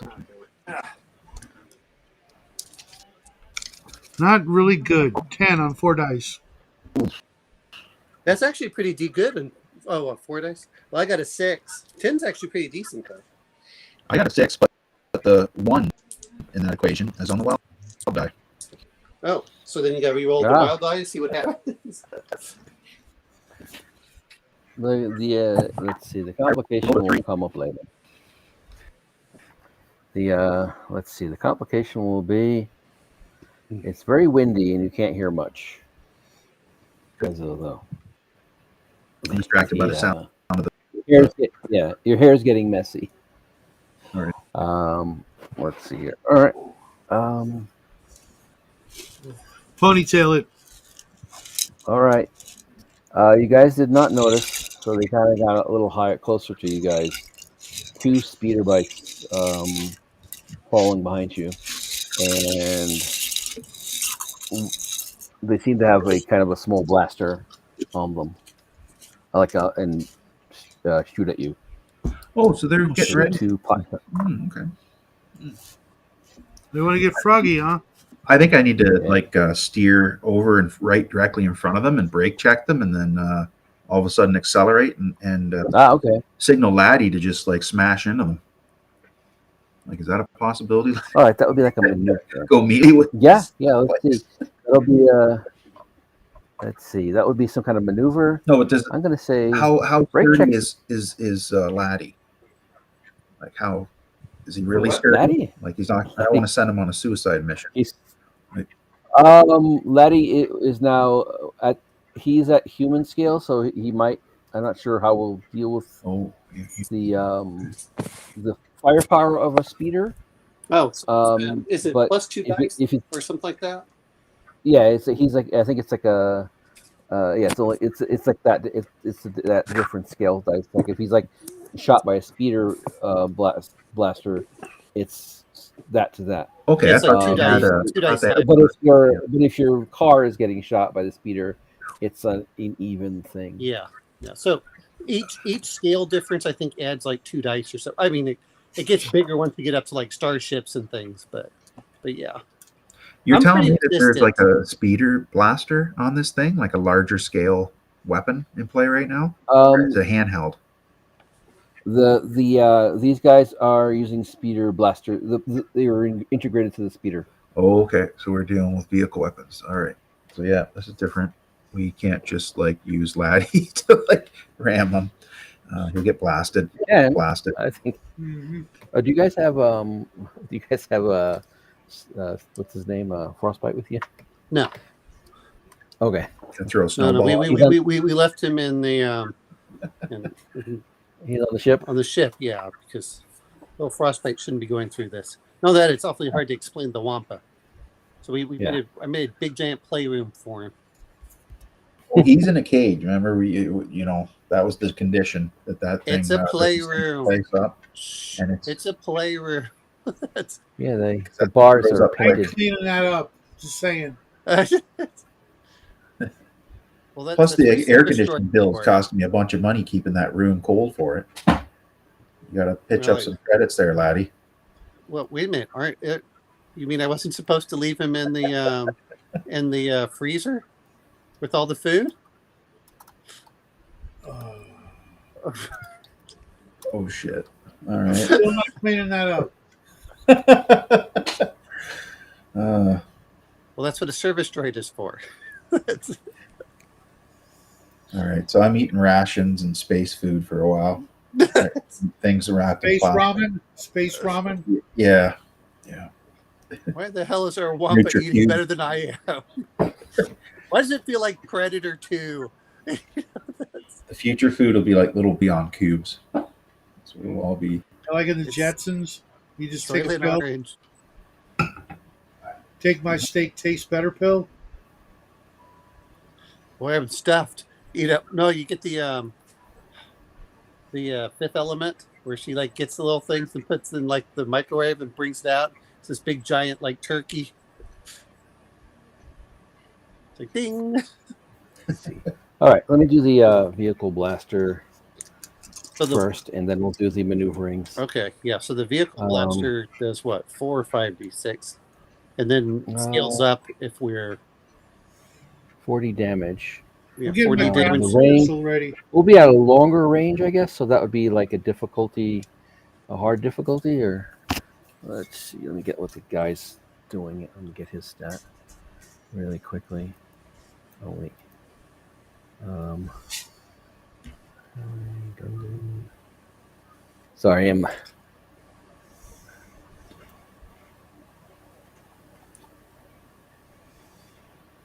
where are they? I must have zoomed past. I just had them up. It's all good. Let's see here.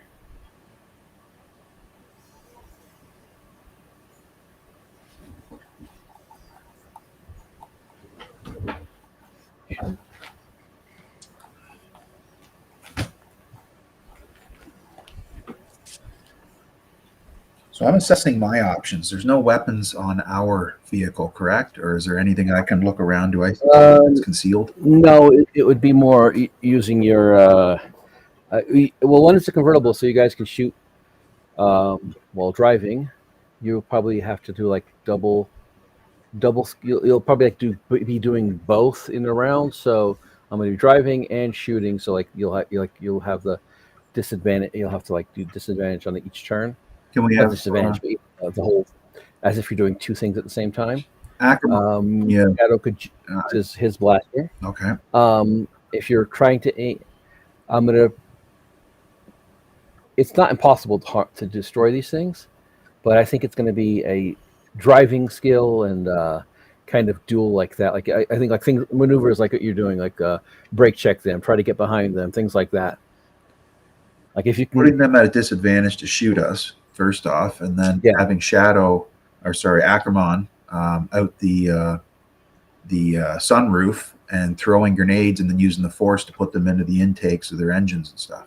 And then I was actually, I thought of that, but I was thinking something a little more. I don't know. I really want to use my grapnel pistol and see if I can't like just force. Oh, you know what I mean? Like in that was in what you call it in Return of the Jedi, the Ewoks did that to one of them.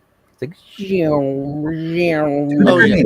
do the grenade, and then I will brake and go pass them to the side, and then use your grapple to hit their pilot, if you can. That's a sound plan. You stun the second one by blowing up the first one, and he'll be thinking, and we'll be hitting the brakes and sliding off to his side, and then hit him with that other angle.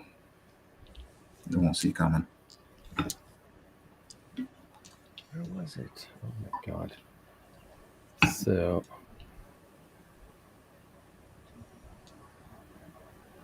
another nasty thing is if we were ahead in the spacing, and then we managed to kind of have the other two come up beside us, you could do the grenade thing to the farther one away from us, and then shoot the grappling at the wreck of that one, and do another break, and basically use like a grappling hook to just rip across the other craft. Like if those crafts were jet bikes, it would literally like decapitate the bikers. I'm gonna move like that. all right, they failed to have a complication. They failed to hit you. Holy, Well, both of them failed to 11, hit you. October 11 Um, on my phone. they're kind of they shot too soon. Probably they're a bit of further range. They will be in closer range next time. So your maneuver is going to be a sort of brake check. Are you just going to brake check and try to bump into them? Brake check and get behind them? Brake check and Just get kind of throw them off? of them, like to the far flank. Brake check. Okay. Because when you hit the brakes Alright, anyways, you tend to skid a bit to one direction. Mhm. It's just kind of how it works. Use that to the advantage to come in beside them. And then we're not getting shot because their weapons are forward facing, right? Mm-hmm. Yeah. Then Oh, good point. Good point. beside them, and They'll probably have to use like a right handheld blaster if they don't, and they'll also be like at a disadvantage because they're trying to. if I can put Probably down go my in. window and I can go all gangster and Alright. just like and fire my blaster out the side window, yeah, that's what All I right. go for. That's awesome. I don't think it's that hard. You're just basically braking the speeds these things go at, like if you see in the movies. They're just gonna, yeah. I think the only hard part might be braking too much and like they're way ahead of you now. All right, so let's do a. Well, GM, if it seems like he's gonna try to overtake me and not brake after the explosion, then I Wrote would simply a try to brake and go past him, like, or okay. let him overtake me, Yeah. not go in front of him, because that cause an unnecessary. Roll mechanical check. If you have repulsor ops. Oh, they have repulsor ops. Oh, I just have space transports for mechanical. I don't have the. Maybe I don't have the skills for that. I have 4D in mechanical though. Yeah, it's probably gonna help. It's not too hard to get a 9 with 40, I think. Well, that's usually, yeah, that should be pretty easy. I should throw some character points in there, but not time. But kind of is. Okay.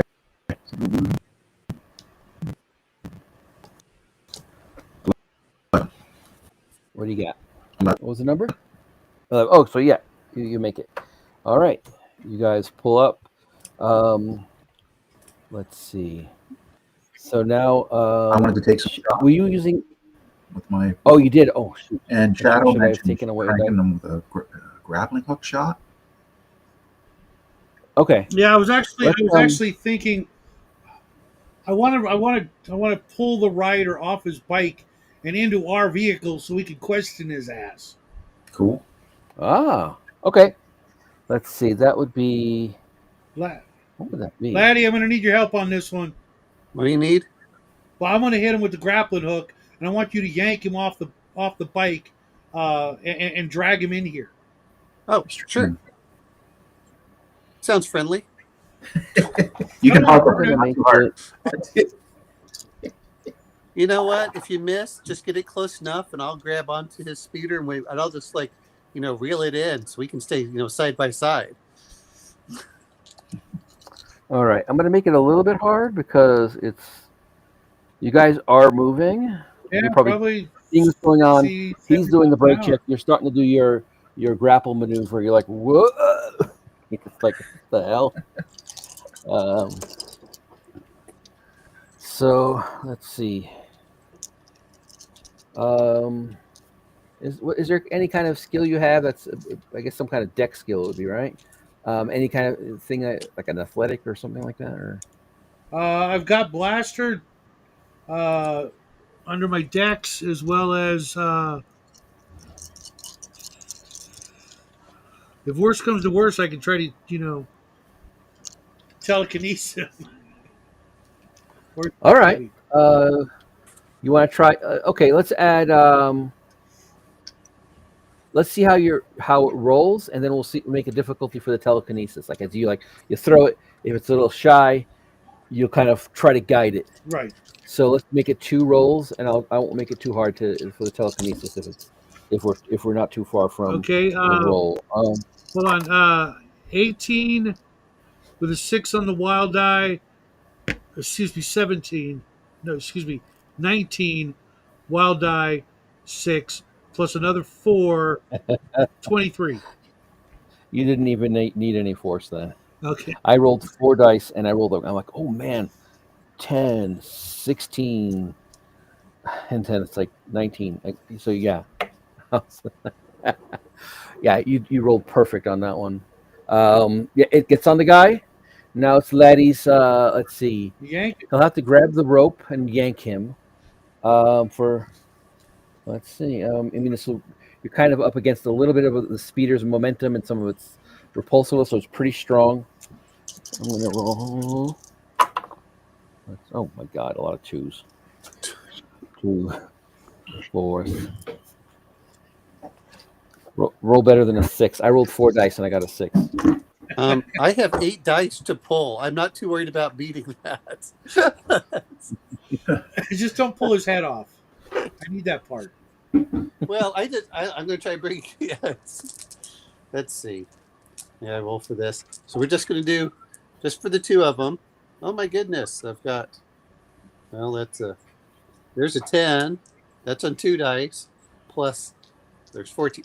I mean, look, I'm pulling him in. How many times do you want me to roll? You got him. You got him. Yeah. He's pulled in. I mean, he's like yanked in. He's like you yanked on it, and he just like, he isn't like just dragged in. He's like just flying into the. Yeah, I into just the, did a the quick flip, convertible. you know. And now the speeder starts like it's a little bit unstable. You see it wobble, Wait a minute, wait a and minute, wait a minute. it just kind of. Before he does that, can I grab onto the speeder with one hand to stabilize it? Let's see, to stabilize it. Let's see if you can do that. It's a little far to reach out. Oh, okay. I was just checking. So can I? Could I like telekinesis it, like to nudge it into the other speeder? If we declared it as 2 actions, I would have let you, but we only really Okay. declared Okay. 1 action. Next time I'll remember. You know what? I'm happy with the You roll. got 5 grand, and you can probably afford a speeder bike. Yeah, I know. Another. I just wanted to spare. I was like, well, we can buy some stuff. You guys should have just took speeder bikes instead of a limo. That's what I was thinking. It would have been kind of cool to have them and store them aboard the craft if I have room. So when we get to play, definitely with the reward money, we definitely getting speeder bikes. Yeah, but I was just thinking the land speeder works really well because then I can keep my head off of it, Whereas I kind of feel like the speeder bike is like, oh, lovely. It's just going to drag across the ground as I'm on. Yeah, but definitely not one of those lame ass ones that Anakin was riding, or even Count Dooku. Got to get something way cooler than those. Oh, the wheel, the flying Vespa, the little speeder Vespa. You get one that's like a in the back, going in the back. It looks like a Segway because he just stands onto a We'll work our way up. We have to have a gear progression. We can't start you guys out with the cool stuff. Oh, okay. So as soon as right. This is going to be like dodgeball with Vespas. All right. As soon as he's on board, let me know. Our next, I guess we're in the. All right. Yeah, the guy's on. He's there. But now it's the next round, I guess. Okay. And I think my camera cocked out. So, but you guys, I'm matching pace so you guys don't get behind it. Okay. So he's there. Let's think about what he's doing. Yeah, maybe he's thinking to do the same thing, or does he pull? I think he's going to pull out his blaster.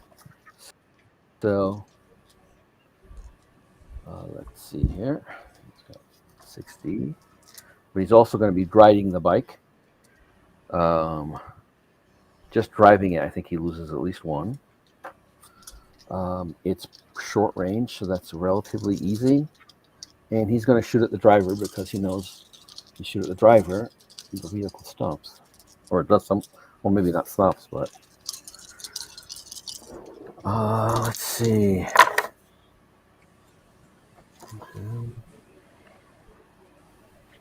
He actually did not. I don't think he got it. He rolled very poorly. 8. He rolled a 10. It's an easy shot, but is that easy? Easy would be 2 dice. That's I just rolled 2 dice. It's 11. So yeah, he misses. He's not. It's not his day. He's having a bad day. It's about to get worse.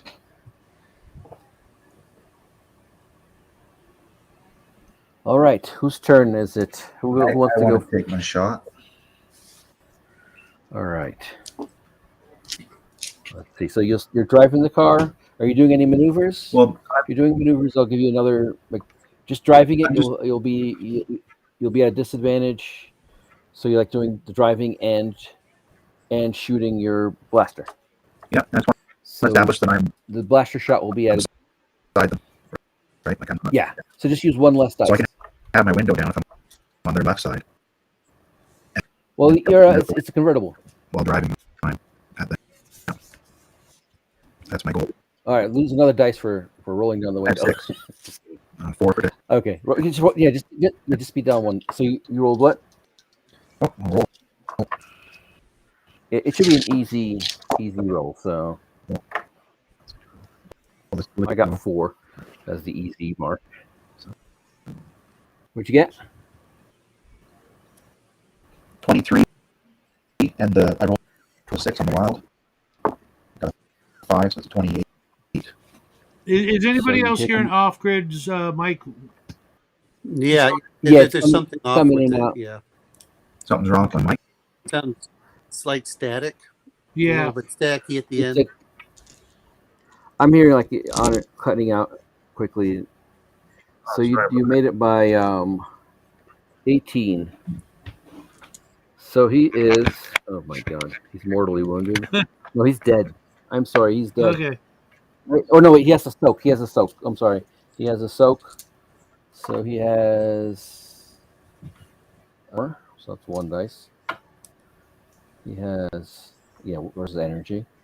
He has 3d strength. That's 3. Well, let's see what he soaks that at. Oh shoot, 12. He soaks 4, 16. He was 18. All right, he is hit. He is stunned. So he can't do anything right now. So he's basically I assume that he's not what is it? Stunned is you now he's a -1 dice for the next round. All right. Shadow, what do you do? Or if one wants to do something. Letty.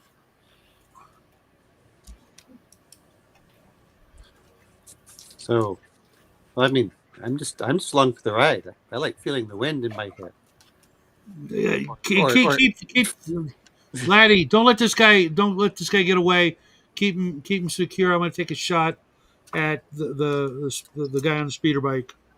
Okay, I'm just going to grab one leg and one arm, not to hold him, but just hold him up in the air. So he's definitely afraid of doing anything. like I could rip him in half if I chose to, but I choose not to. Roll a 7 or better. Oh, whatever over a 7 you do, and then we'll soak. Who's this? Does blaster do certain damage? How does that work? Do you roll the damage on the blaster afterwards? I forget. Yes. Oh, what are you doing? Oh, yeah. He hits. Is there like when you do some when you hit somebody? The blasters damage- have damage in the way Yeah. of dice, so I'm assuming that's what that's Oh, okay. for. Yeah, Oh, yeah. I So, thought- so I thought what the happens damage- is you roll the hit first. Mhm. After you roll the hit, if he hits, then you roll the damage dice versus the soak effectively. You know, the Okay. strength All and right, let's armor. roll it. And then if it's above that, that's when you calculate the damage. That's what goes through. Okay, You compare so the let's roll two. the damage on it. And either eats the shield or the hull. So Yeah. 14 on the hit There's damage. is 12. 12. All right. So probably not much. So Are things still 8. tinny? You got 2. He's stunned, twice stunned. So he's down 2 dice on his next roll. How's my audio? Let's see. The lightly arm. Where's the other one? He's wounded, stunned. He's wounded. I guess he's wounded now. Well, no, if you get stunned twice, does that mean like you're twice stunned, or is it twice wounded, but it's not twice stunned? Okay, stunned, one dice for the rest of the round. Yeah. Yeah. Wounded, So one so dice. you're stunned. Yeah. If you're just stunned, then you stay stunned. That's all. Okay, It's so it, he's not wounded now that he got stunned again. right. Okay, so he's okay. Oh, So but if he's not careful, he's going to miss that quick turn we're about to make. yeah, he's well. He's for this round. He's going to be for one round. He's going to be minus one dice for most of these things, except for the soak. I think he'll still have his soak. All right, next thing. He's going to. What is he going to do? Just a quick question. Didn't I hit with my blaster? Yeah, you hit him, but he soaked the damage. He had a good roll on the soak. 4D plus 1. Yeah, well, he had his strength was 3D, and then one dice for his armor, and he got 18, I think. So, and then that put him in, I think, 3 or 4. Was it 4? So maybe my math is a little off, but well, let's see. And I think I did it wrong because I just did it on the overage on the hit, and then not the damage on the weapon. Let's see here. All right, So who's next? I guess it's his turn. He is going to. You just see him take his head to his helmet and kind of like he's pushing to talk, and he's slowing down.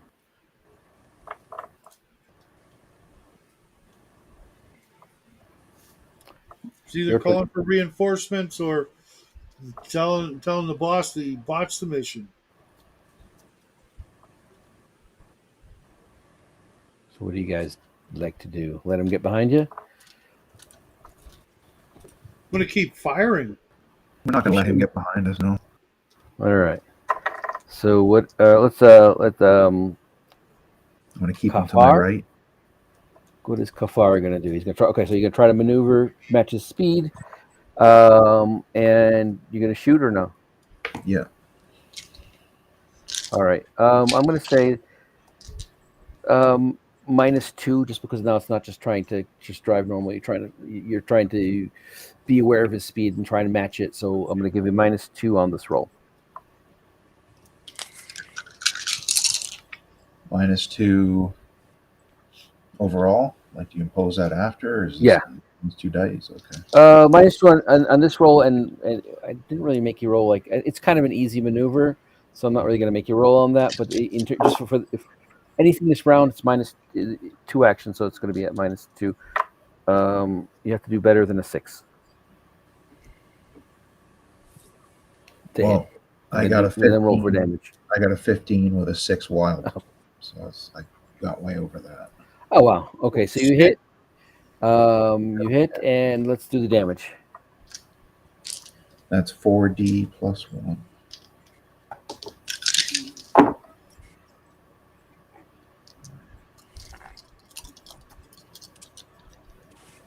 $13. Okay, I'm going to take away his armor because I'm going to assume that maybe you were like, it was such an accurate hit that maybe you got like between, maybe at his neck or someplace where it's light. Got 5. That'll do. 6, 7, 8. 8, 13. So the difference is 5, isn't it? So that makes him wounded. So he's got a permanent -1 for the rest of the thing. I think he's probably bleeding. He's worried. And he's going to get shot again. Now that he's bleeding, we can wait him out if need be. That's better. 11. 16 to hit. You got him. And hold on a second. 11 on the damage. 12 on the damage, excuse me. 1200 damage. All right. He soaks it. All right. He has enough now where with his presence of mind, he's going to try to speed up ahead now. He's going to run away. It looks like he's speeding. He's increasing his speed and turning off road. Shall we go after them and shoot them up? No, we got one of them.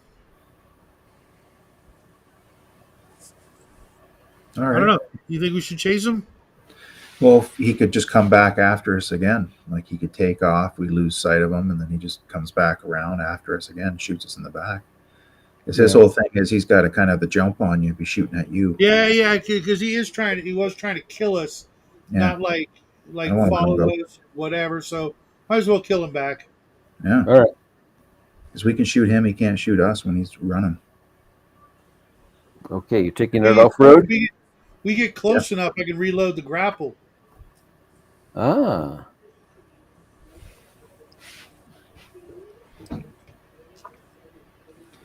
All right. So, do you want to do maybe? Yeah, off grid. You're driving this boat. Yep, piloting. All right. You're only driving, or are you going to also shoot? I'll focus on the driving since we're off road. I don't want to. All right. So no penalties on the driving. Bad position to get shot. It's going to be let's see, an easy roll. Let's see. If you roll better than a 6. Oh, easily. Okay. Yeah. All right. 8 plus a 6. 6, 14. Roll again. I'm starting to think this die is actually loaded.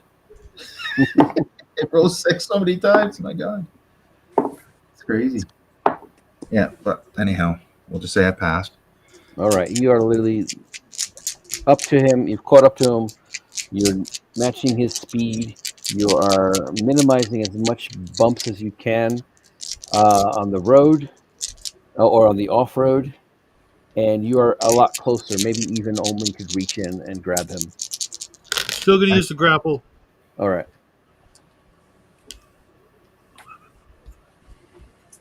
15. 15. What was that one?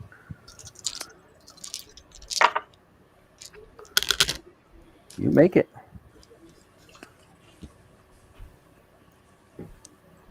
Nice. Far, if you just stop. All right. Oh, man. Accelerate. All right. Anybody going to try grab the bike or something? Or Nah. no. All right. Okay. All right. He goes flying off. Let's see. The bike. He gets dragged on some rocks, and yeah, he's a mess. He's unconscious, at least, possibly dead. Let me see if he's dead. I don't know how to do that. Let's see. That kind of thing. It might be this much damage. Does have some armor. But he's already wounded. 15, 21, 24. He is. Strength is still there, but he's down.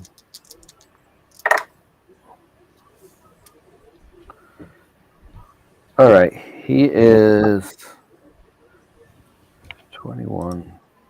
What is that? 10, 11. So 10. He was like twice wounded before. He's incapacitated. He is mortally wounded. Let's just say he's still alive there. But he'll die if you just leave him there. No, we'll reel him back into the vehicle. Okay. Both of them. All right. You have a mortally wounded unconscious man. Uh-huh. You have a conscious man that's just basically being held down by your droid. He's fine. He can't do much. I just stretched him out a little bit.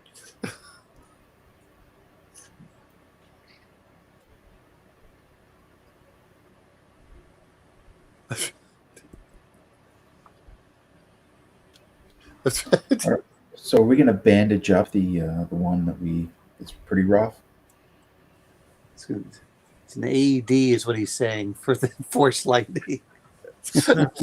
Basically, yeah. There were some dark side healing things, but I don't remember what they did.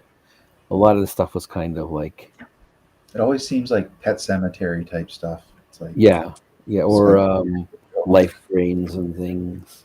Sith healing. Yeah, I have no intention of either of these guys making it through the day, so I'm not really worried about that. All right. I want information from the guy who's awake.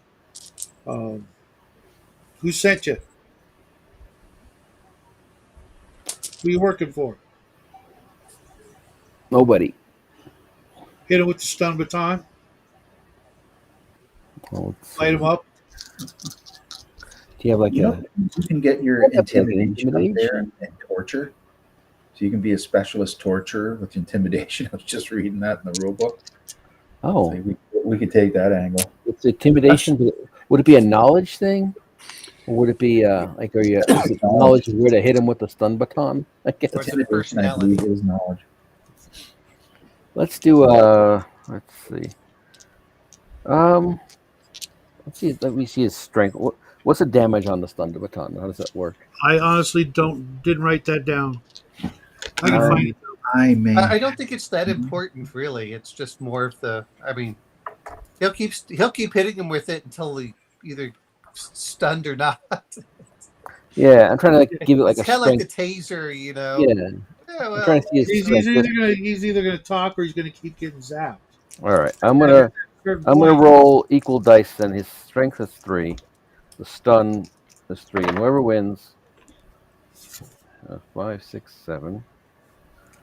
Stun baton wins. He starts singing. He's like, he goes, is it the board Italian? The board Italian sent me. They're afraid you guys are gonna find their secret base, the secret crucible base. Now where is it? I don't know. It's a secret. Zzz. They're Oh, right no. to fear. It's just stuff I overheard. That I gave you everything I know. What were your orders? Kill the guys who stole the data. Find the data. What data? We didn't steal no data. I hit it with the stun The baton. The astro data. The data. The data that JoJo got. Wouldn't that be with JoJo? Does he look like JoJo? Does he look like a Gungan? No. Because the big wigs know that Rick is so greedy he'll take anything. It was so easy to just manipulate him into stealing the data from JoJo. But you guys went missing, and then everybody freaked out, and then JoJo went missing. Where's JoJo? I don't know. What makes you think Maybe you JoJo don't still doesn't have the data? Well, Have you seen these two? These are not like the brightest bulbs in the. it says the They data is wouldn't have probably the data is have the the data. data should be on the ship, but we know what your orders were to wipe the data and plant it with How do you know what our orders were? because we gave them. Rick is easy to manipulate. He wants a quick buck. He's still at heart a small time crook. So you guys hired Rick to hire us to steal the data. No, I think they wanted to see how much they could trust Rick and steal the data at the same time. Why do you guys want the data? We want to destroy it, but we know you guys will probably copy it. And then Rick was going to sell it, but we were going to get it from you and Rick.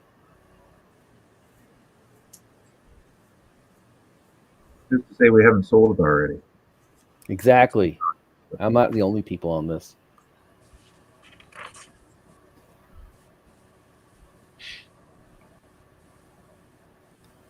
There's a certain amount of presumption. Rick doesn't know how deep he's in, what depths he's into. Oh, he's gonna in about 30 seconds. Hit him with the stun baton.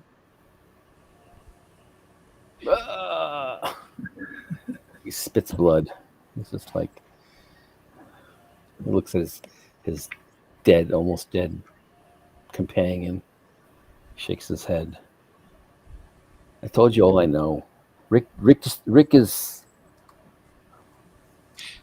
plays a great game, but he's just a petty crook. And if he knew what the things, Like hearing that. if he knew the I thing, kicked the guy off out of the vehicle. it's rolling and breaks his head on a rock. Wait a minute. Is this guy that I was holding? Well, Yeah. were you still holding him? Yeah, so I mean- you just kick him and he just like doesn't Well, I go mean, 'cause anywhere. I figured you let go after he started hitting him with 100,000 volts of electricity. I don't know if you're rated to take that kind of abuse. I am not a sex bot. Clearly. Yeah.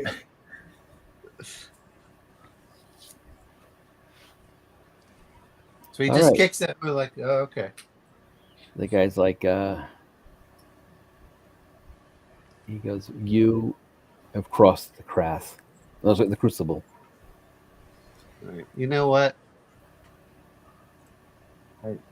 I say we don't kill him, but I think he has some clothes that might fit you. So I'm gonna leave. So I'm gonna just like rip his clothes, and then I'm going to try to gently lower him off the side, and we'll drive away. And he can explain to his boss and how he ended up naked in the middle of nowhere. Okay. You want to leave both of them that way? Sure. Yeah, Why sure. not? Whatever. Okay.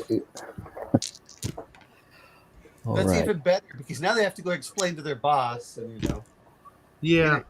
I mean, if it's a hut, they can end up rancor food or something. Yeah. As soon as we dispose of them, I'm on the horn to Rick, letting Rick know the jig is up. It's like, the what? The crucible? What are you talking about? Rick, they set you up. All right. Okay, I'm gonna hunker down, and you guys keep going and find JoJo. I'm gonna call. Well, maybe I'll call Mama Gungan here to keep me safe. Then, if it's the Good luck crucible, with that. if it's the crucible, as he says, she's with us. Okay, If you I- handle it. We're gonna find the boy. You smooth things over with the frog lady. All right.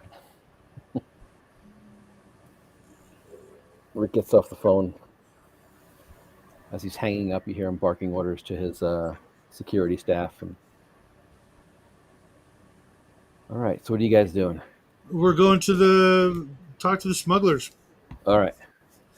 All right. So I think this might be a good place to stop. It's 9:45. And we could talk to the smugglers then, or you guys?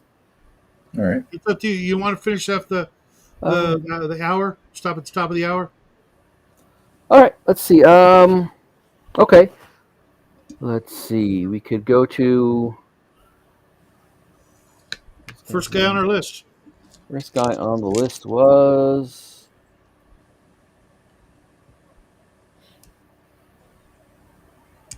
a smuggler named, I think it was the Twi'lek smuggler. Let's just call him the Twi'lek smuggler. Yeah, so you head into the city. You know that he is in, from what you've researched, his ship is in Zanparalia, but you have some information that is it says that the ship has left. That ship has left a few days ago, like a day after JoJo went missing. So put an exclamation mark next to his name and move on Yeah. to the next one. He might be on that ship. Where's that ship bound? Did it have a? It did not say, and it's a smuggler, so who knows? It says maybe it says Liana. Liana would be the next, like the nearest big city that's on the Prolimian way, and then from there they're probably going anywhere. It's pretty quick hyperspace jump to there. Yeah, there's nothing we Um, can do about that. That Um, one's dead. the other name of the on the list was a Rhodian shipwright. He's a stationary kind of guy, it sounds like. Yeah, he is like he repairs ships. He's probably repaired both of those guys' ships, JoJo's and the Twi'lek. okay. All right, the Rhodian. You come to a shop. You see him like welding or something on a welding the hull of a old ship, kind of a dry dock area. A lot of people there, some Gungans even. And she goes, "Welcome. You guys need your ship fixed?" No, we need to have a word with you somewhere quiet and secure, like.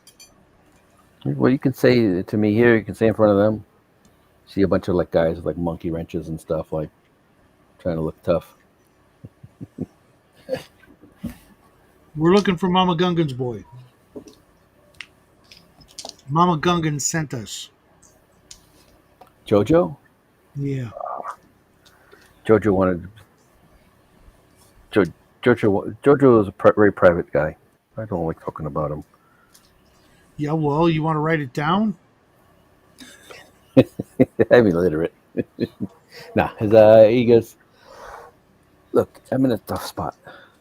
I don't know what's going on between Jojo and Mama. They never see eye to eye. Mama's a thug. He wants to fly in space. He loves this stuff. He just points to the spaceships and the stuff there. He's got a gift, that boy. He's got a gift. He can find hyperspace routes. He can feel the cracks with the force. Cleave his way, even open them up a little bit. That's great, but she's worried sick. And there's a lot of people that want to make her worry some more. We want to make her stop worrying. So, you got some way we can do that? That'd be great. We've Be been very tasked with a profitable to you. solution. Well, We've been tasked with a solution, and you're either a part of it or you're a part of the problem. he's been talking with that Twi'lek. The Twi'lek ship is gone, but he's still here. You sure of that? Yeah, he's Okay. here. His crew is still here. Even some of JoJo's crew's here. He points to a couple of guys working in the yard. Well, I don't know if you want to get a message to JoJo. You know, maybe let him. You know, tell him. You know, pick up the phone, call Grandma, let her know he's okay before the bad guys, you know, track him down and make him not okay. I don't know. They were talking weird stuff. Talking about he had to go back. He lost the data and he had to go back. Go I back don't know where? where. I don't know. Maybe the Twi'lek knows. Maybe his men know. Well, the Twilight's gone. No, you think he's gone because his ship is gone. He lent it to JoJo. JoJo had to go out. He couldn't stay on world. He wanted to find the data again. He said, So JoJo's not on World anymore. "No, Where do you think he went? probably to get the data that he lost. I assume it's astrogation data, hyperspace data, something he did, recorded it, because it's inside him. He doesn't really. You can't write hyperspace data on. You just have the astromech recorded as you do it. So he probably lost it, and now he had to go back again and find the route again, the way Okay, he did before. you've been real helpful. I suggest if anybody else comes nosing around, you forget everything you told us, and you Of forget course. everything that he told you. Well, I could say that we did some business together. Like I fixed something for you, and you were just here to pay. Yeah, yeah.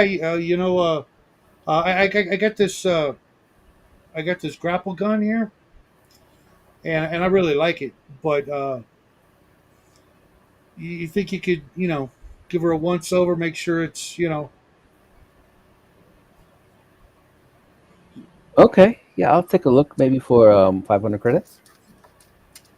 yeah, piece of cake. All right. He takes it. He kind of looks at it, kind of scrubs it, takes some of the dirt off of it. He looks. He got some blood on it.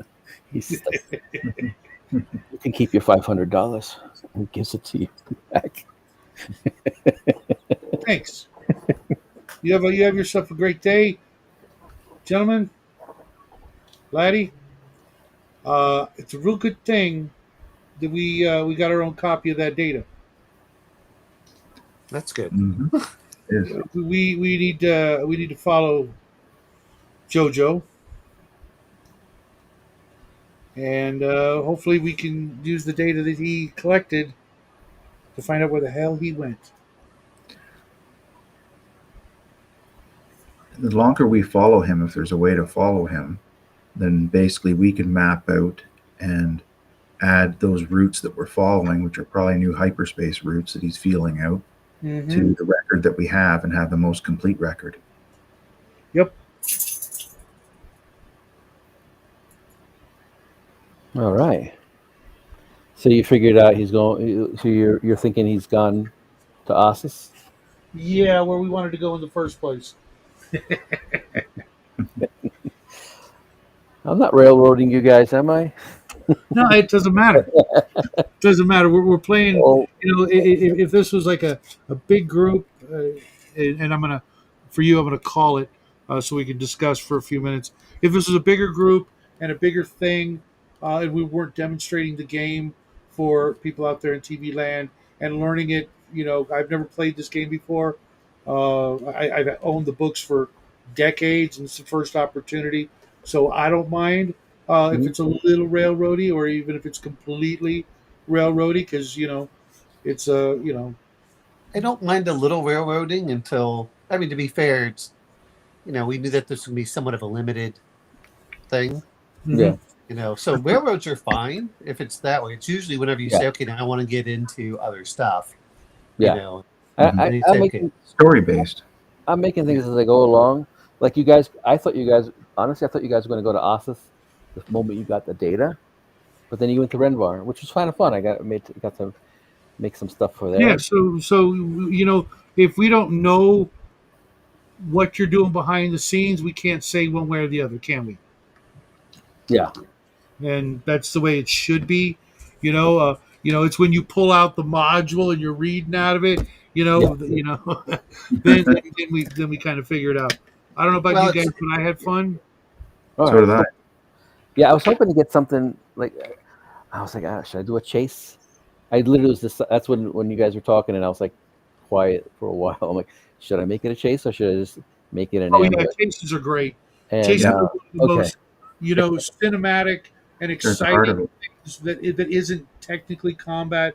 I mean, it yeah, can, but it doesn't have to be. yeah, Chases and escapes are always, that's why it was one of my favorite lines in The Princess Bride. When he's describing the book to his grandson, chases, escapes. I'm like, yes, yeah. you know. Oh, cool, cool. well, the other part is if you're trying to learn a system, you should be going through all the little subsystems too. Good Yeah, point. And the other part, not that this has to do with Star Wars, is guess what else uses the same system, which Shadow got a few weeks ago. Planet of the Apes. ah, Yeah. It runs on D6. Yep. Same, It's yeah, West Ends and everything.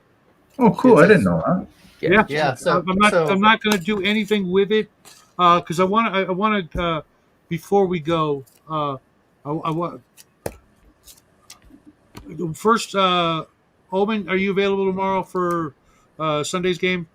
I should be. I may come a little late because we're gonna go tubing. You're always late. That's fine. Because I assume next Sunday is going to be like the last game you're going to be in for a while with us, correct? Yeah, probably until Thanksgiving. Okay, so uh, this will be the last Star Wars game we play for a while. Mhm. Tomorrow will be the last D&D game we play for a while, unless Oh, bummer. Armstrong comes back. If he comes back, then we still have, you know, 3/4 of the group, uh, so that we can do something. Uh, and the holidays are going to be right around the corner, so we'll be doing other things. But I won't run. We won't play. We probably won't play Star Wars without you, Omen, and I definitely won't start Planet of the Apes without you. But I also believe you said something about running Alien when you get back, Yeah. maybe.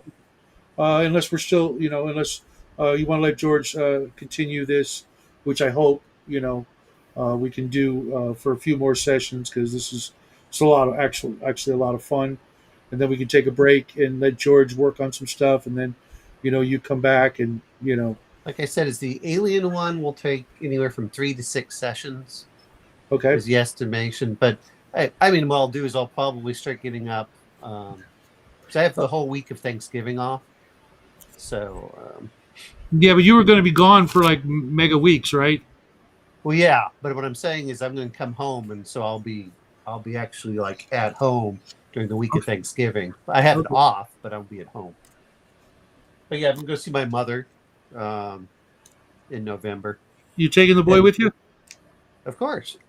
That's He's awesome. really thrilled. But well, I say I'm going to see my mother. I mean, I'm going to see my father too, but he's in memory care. So, um, but yeah, I mean, but the other ones are like I should be here next week, but then the week after, then I've got the Judas Priest concert.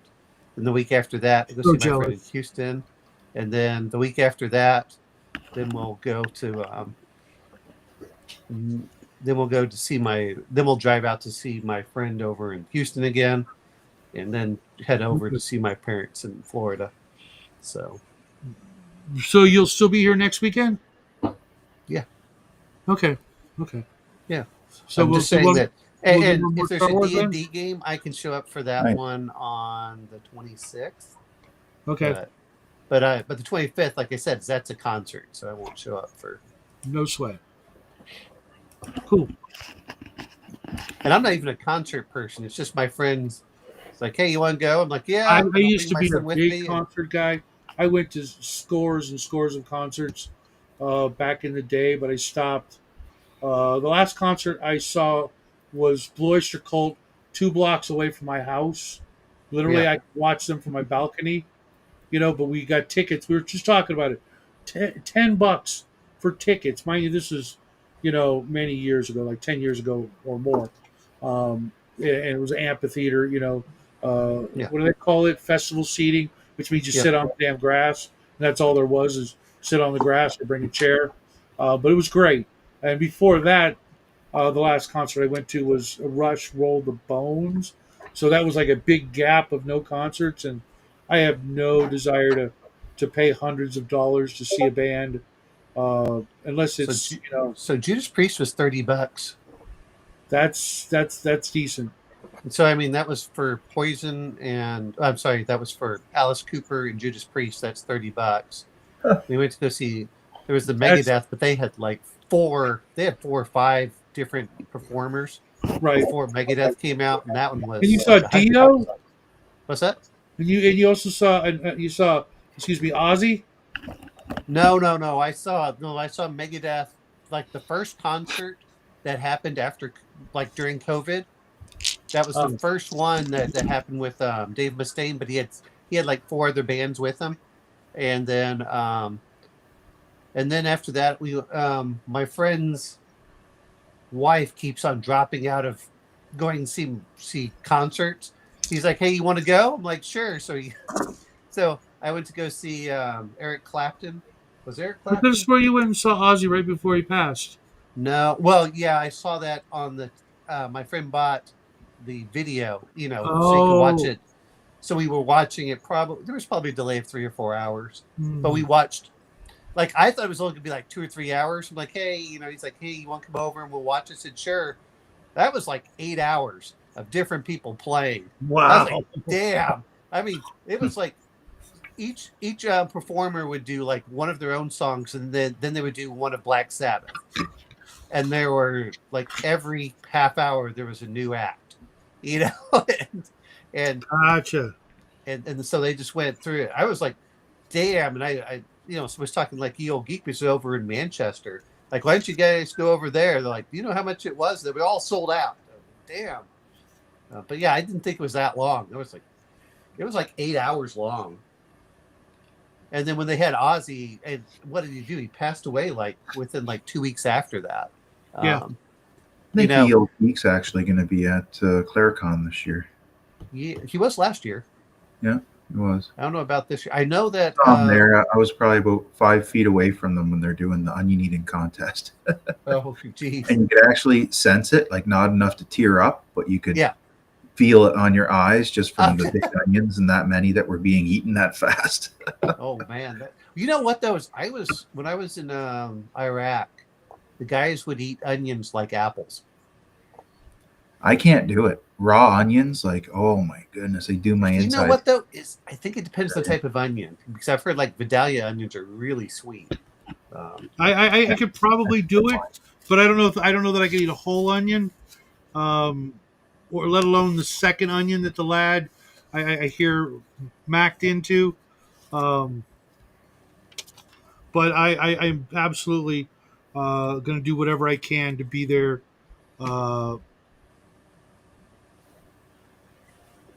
Next year. So yeah, and then I saw Ramstein again because my friend's wife dropped out.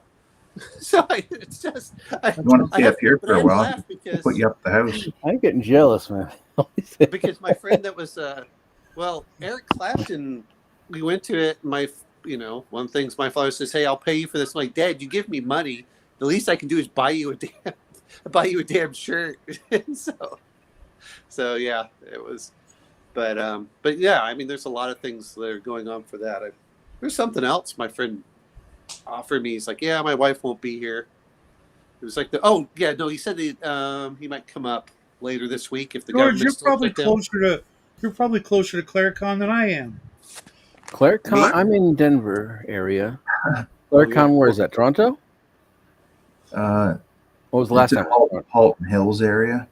Okay. Glen Williams. It's about What's 3 the hours biggest from city? me. Because none of us know. 3 hours from me. About half of the trip, about half of the trip is on a toll road, a toll highway. And like I drive north of Toronto. I don't even have to go into Toronto. That's like a death trap driving the 401 through Toronto and all that because of transports and such. I mean, I'd love to do that, but I don't want to drive. Let me rephrase that. Fly. So wait a minute. Let me rephrase this. I don't fly. I drive I everywhere. I don't mind being driven. I just don't want to do the driving. I like driving. I'd fly though, like myself. Yeah. I was thinking about getting a pilot's license. Actually, with an ultralight, you actually don't need it. The problem is like regulations limit you to a certain small size capacity of fuel tank. Otherwise, you could like have all kinds of fuel and just go huge distances with those things. Well, can't you just with an ultralight, you could fly a certain distance and I just guess go into one of the airports, refill, and then take off again. Have you seen the Jetson guys? The what? I know. Have you seen the Jetson? Like the little ball, the clear glass dome over the station. No, it's a one man like flyable drone. Oh. Yeah, it's called the Jetson or the Jetson 1. It's about $60,000, which is crazy, but it flies, and it's the closest you're going to get to a speeder bike for the next couple of years. It's freaking easily, well over 60 miles an hour, over 100 feet off the ground or more. It's just gorgeous. Did you yeah. see the crazy stuff that they were building in like the 50s and 60s? Like the one with the basically you stood on this platform and there were two like helicopter blades under below you, and you would take off and fly. And it was actual like military stuff. That was, Hmm. I mean, and Yeah, I've seen and they some said of it it. was actually pretty stable and it worked really well. They just said It had a big cage to it. It almost looked like the cage that would be around one of those airboats in the it didn't Everglades, even have a cage didn't it? when I saw the It had picture a of it. cage around it. I was just like, I swore I saw a picture of that thing, but it had a cage. This well, they thing's got probably this thing's added got one later. four Yeah. propellers. Equally spaced around the vehicle. Right now they're only one seater, but give them a little more time, they'll easily be a two-seater contraption. It's crazy. I mean, it looks like So when I was in Maui, they had flying cars, basically basically. a hang glider with a propeller on the back. Yeah, yeah. Oh, Isn't that an ultralight? Yeah, I thought so. And we Yeah. flew around the Mount Haleiwa, so that was pretty cool. But I went up once, then I think my father went up the second, with the guy the second time. But I was like, oh, all right. It was.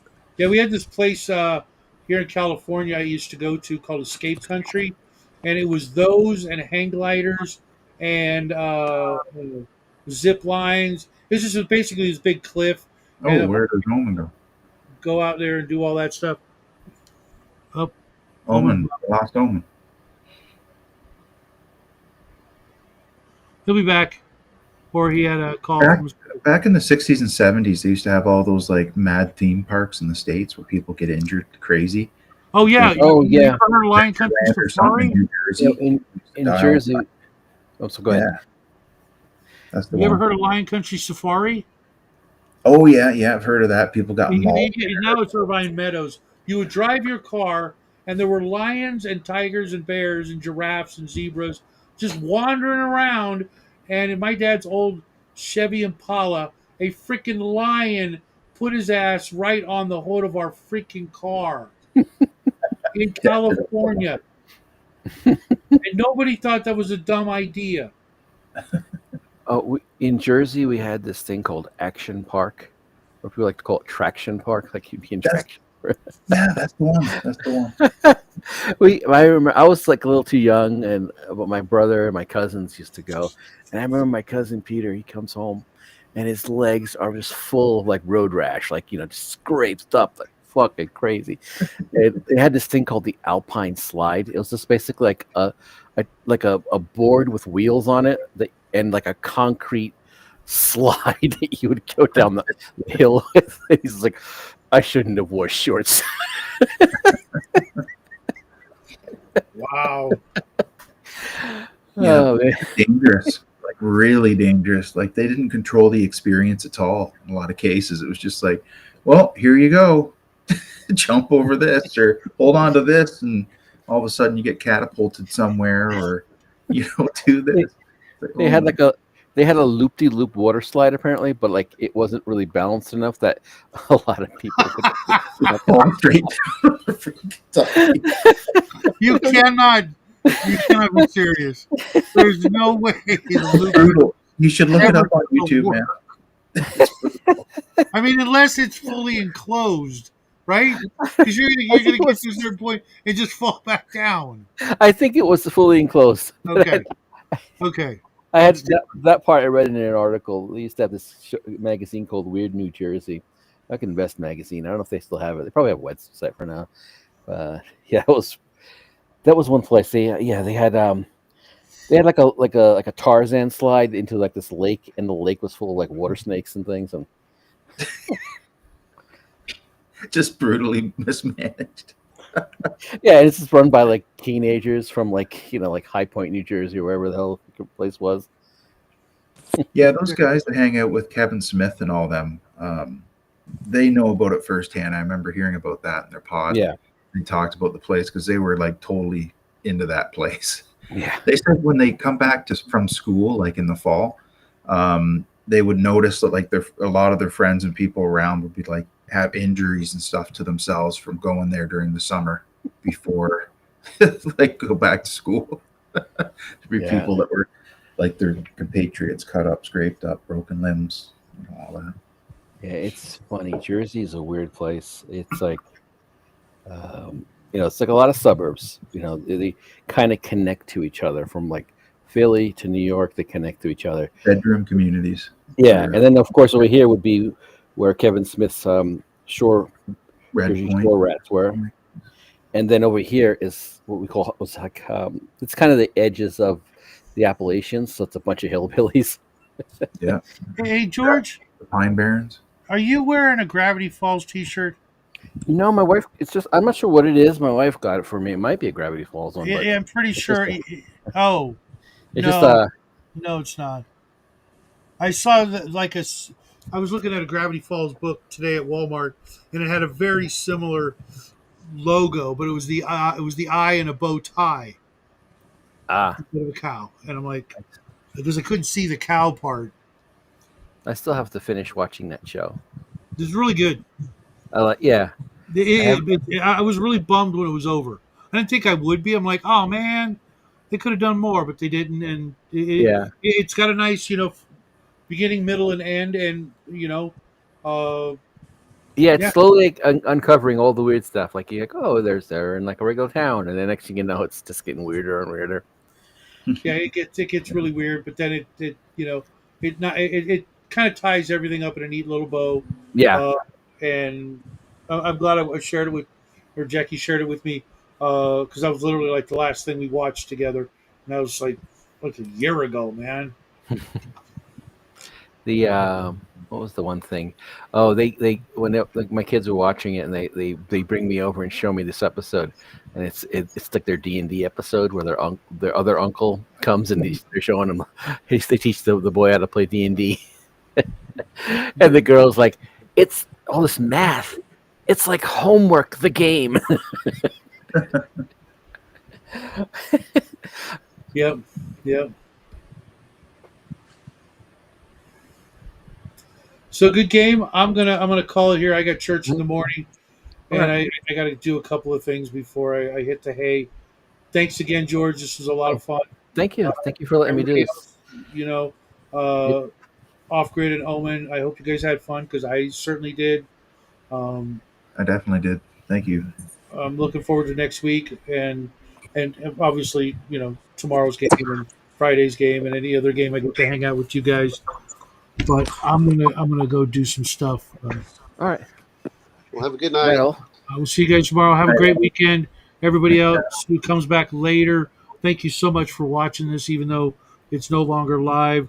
We had like 70 some, over 70 of you maniacs watching this after the fact, and that blows me away. Oh wow. No, Yeah. I feel the pressure. No pressure. No pressure. So, happy Great. trails, everybody. Have a great weekend. Bye bye. Good night.